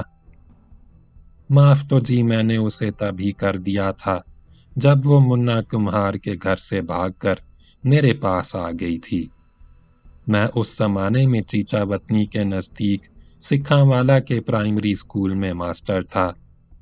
منا میرے گھر کے پاس ہی رہتا تھا، ہر رات شراب پی کر نشے میں دھت ہو جاتا اور گندی گندی گالاں نکال کر زینت کو بہت بے رحمی سے مارتا پیٹتا۔ میں نے اور پاس پڑوس کے دوسرے رہنے والوں نے منع بھی کیا، سمجھایا بجھایا، پر وہ اپنی حرکتوں سے باز نہ آیا۔ جلیل آہستہ آہستہ بولتا رہا اور رحیم داد توجہ سے اس کی باتیں سنتا رہا۔ پھر ایسا ہوا جی، ایک رات زینت منا کی مار کھاتے کھاتے ایسی بدحواس ہو گئی کہ پناہ لینے کے لیے بھاگ کر میرے گھر آ گئی۔ میں نے اسے واپس منا کے گھر بھیجنا چاہا تو میرے پیر پکڑ کر رونے لگی۔ مجھے بھی اس پر ترس آ گیا۔ اس رات کے بعد وہ دوبارہ منا کمہار کے گھر نہیں گئی۔ منا نے جھگڑا ٹنٹا تو نہیں کیا؟ رحیم داد نے اس کی باتوں میں دلچسپی لیتے ہوئے پوچھا۔ وہ صبح میرے پاس آیا، ساتھ میں اس کے شریکے اور برادری والے بھی تھے۔ جلیل نے رحیم داد کو مطلع کیا، لیکن زینت نے سب کے سامنے منا کے ساتھ جانے سے انکار کر دیا۔ رو رو کے منا کا ظلم و ستم بیان کیا۔ اس روز تو وہ چلے گئے، پر دوسرے روز پھر آئے۔ کئی روز تک یہ سلسلہ چلتا رہا۔ زینت کسی طرح منا کے گھر جانے کے لیے تیار نہ تھی۔ کمہار نے تیرے خلاف تھانے میں اغوا کا پرچہ چاک نہیں کرایا؟ رحیم داد نے کریت کر پوچھا۔ زینت اس کی گھر والی تھی، تو اس کی مرضی کے خلاف زینت کو کیسے اپنے پاس رکھ سکتا تھا؟ وہ پولیس کے پاس کیسے جاتا؟ ان دنوں مغویہ عورتوں کی بازیابی کرنے والی سرکاری جماعتیں ہر طرف گھوم رہی تھیں، ہر طرح ان کا سراغ لگانے کی کوشش کر رہی تھیں۔ جلیل نے وضاحت کی۔ جیسے ہی کسی مغویہ کا پتہ چلتا، فوراً چھاپا مار کر اسے برآمد کیا جاتا اور سرکاری تحویل میں لے لیا جاتا۔ یہ بات منا بھی جانتا تھا اور میں نے اسے خبردار بھی کر دیا تھا، اسی لیے اس نے زیادہ شور شرابہ نہیں کیا۔ وہ بات چیت کے ذریعے زینت کو واپس لے جانا چاہتا تھا، لیکن جب وہ کسی طرح اس کے ساتھ جانے پر آمادہ نہ ہوئی تو ایک شام وہ اکیلا میرے پاس آیا۔ جلیل نے زیر لب مسکرا کر کہا۔ اس نے زینت کے عوض مجھ سے 500 روپے مانگے۔ میرے پاس اتنے روپے نہیں تھے۔ میں نے 300 ادھار لے کر کسی نہ کسی طرح اکٹھے کیے اور منا سے صاف صاف کہہ دیا کہ میں اس سے زیادہ کا بندوبست نہیں کر سکتا۔ وہ اسی پر راضی ہو گیا۔ اس نے روپے لے کر زینت کو طلاق دے دی، ایک بچہ تھا وہ بھی دے دیا۔ بعد میں تو اس نے تجھے تنگ نہیں کیا؟ وہ بہت کمینہ اور گندا بندہ تھا۔ جلیل نے نفرت سے منہ بگاڑا۔ زینت کبھی گھر سے باہر نکلتی تو راستے میں اسے چھیڑتا، اٹھا لینے کی دھمکی دیتا۔ میں نے جب یہ صورت دیکھی تو کوشش کر کے سکھاں والا سے اپنا تبادلہ رقم پور کرا لیا۔ وہیں عدت کی مدت پوری ہونے کے بعد میں نے زینت سے نکاح کر لیا۔ ہم دونوں ہنسی خوشی رہنے لگے، ایک پتر بھی ہوا۔ اپنی بات کہتے کہتے دفعتاً اس کا چہرہ مرجھا کر راکھ ہو گیا۔ زینت حاملہ تھی کہ انہی دنوں کسی نے مخبری کر دی۔ بازیابی کرنے والی سرکاری جماعت نے رات کو میرے گھر پر چھاپا مارا۔ زینت کو بچوں کے ساتھ اپنی نگرانی میں سرحد پار پہنچا دیا۔ بعد میں مجھے پتہ چلا کہ وہ اپنے چاچا کے پاس فیروز پور گئی ہے۔ پھر مجھے اس کی کوئی خبر نہیں ملی، لیکن میں کبھی اسے بھول نہ سکا۔ ویسے میں تجھے یہ بتا دوں کہ وہ بھی تجھے بالکل نہیں بھولی۔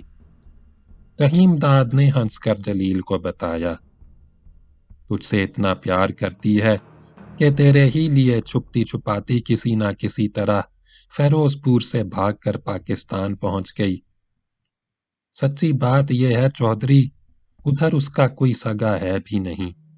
سارا ہی ٹبر بلوائیوں کے ہاتھوں فسادات میں مارا گیا۔ ماں باپ بھائی بہن کوئی نہیں بچا۔ رحیم داد نے کچھ نہیں کہا۔ جلیل بھی چپ رہا۔ وہ مڑ مڑ کر بے چینی سے دروازے کی سمت دیکھتا رہا۔ کچھ دیر بعد باہر دالان میں آہٹ ابھری۔ رحیم داد نے دروازے کی جانب دیکھا کہ جمیلہ کمرے میں داخل ہو رہی ہے۔ اس کے پیچھے پیچھے زینت بھی تھی۔ جلیل اسے دیکھتے ہی بے قرار ہو کر کھڑا ہو گیا۔ زینت آنکھیں پھاڑے خوشی اور حیرت سے اسے دیکھ رہی تھی۔ اس نے زبان سے ایک لفظ نہ نکالا، آگے بڑھی اور جلیل کے بازو پر سر ٹکا کر پھوٹ پھوٹ کر رونے لگی۔ جلیل اس کا سر ایک ہاتھ سے ہولے ہولے تھپکتے ہوئے تسلی دینے لگا۔ اس طرح نہ رو زینت۔ یہ کہتے کہتے اس کی آنکھیں بھی چھلک پڑیں، بلکہ آنسوؤں سے بھیگ گئیں۔ جمیلہ اور رحیم داد گمسم تھے اور دونوں کو تک رہے تھے، لیکن جمیلہ زیادہ دیر خاموش نہ رہی۔ رحیم داد کو مخاطب کرتے ہوئے بولی، لے چودھری دیکھ لے، زینت ٹھیک ہی کہتی تھی نا۔ وہ زیر لب مسکراتی ہوئی زینت کے پاس گئی، اس کا بازو تھاما، اپنے قریب کیا اور سینے سے لگا کر دل جوئی کرنے لگی۔ رونا دھونا چھوڑ، اوپر کمرے میں جا، منہ ہاتھ دھو، کپڑے لتے تبدیل کر۔ جلیل یہیں رہے گا، مہمان خانے میں ٹھہرے گا، تو بھی اس کے ساتھ ہی رہنا، جی بھر کے باتیں کرنا۔ زینت کچھ نہ بولی، مڑی اور آنسو پونچھتی ہوئی باہر چلی گئی۔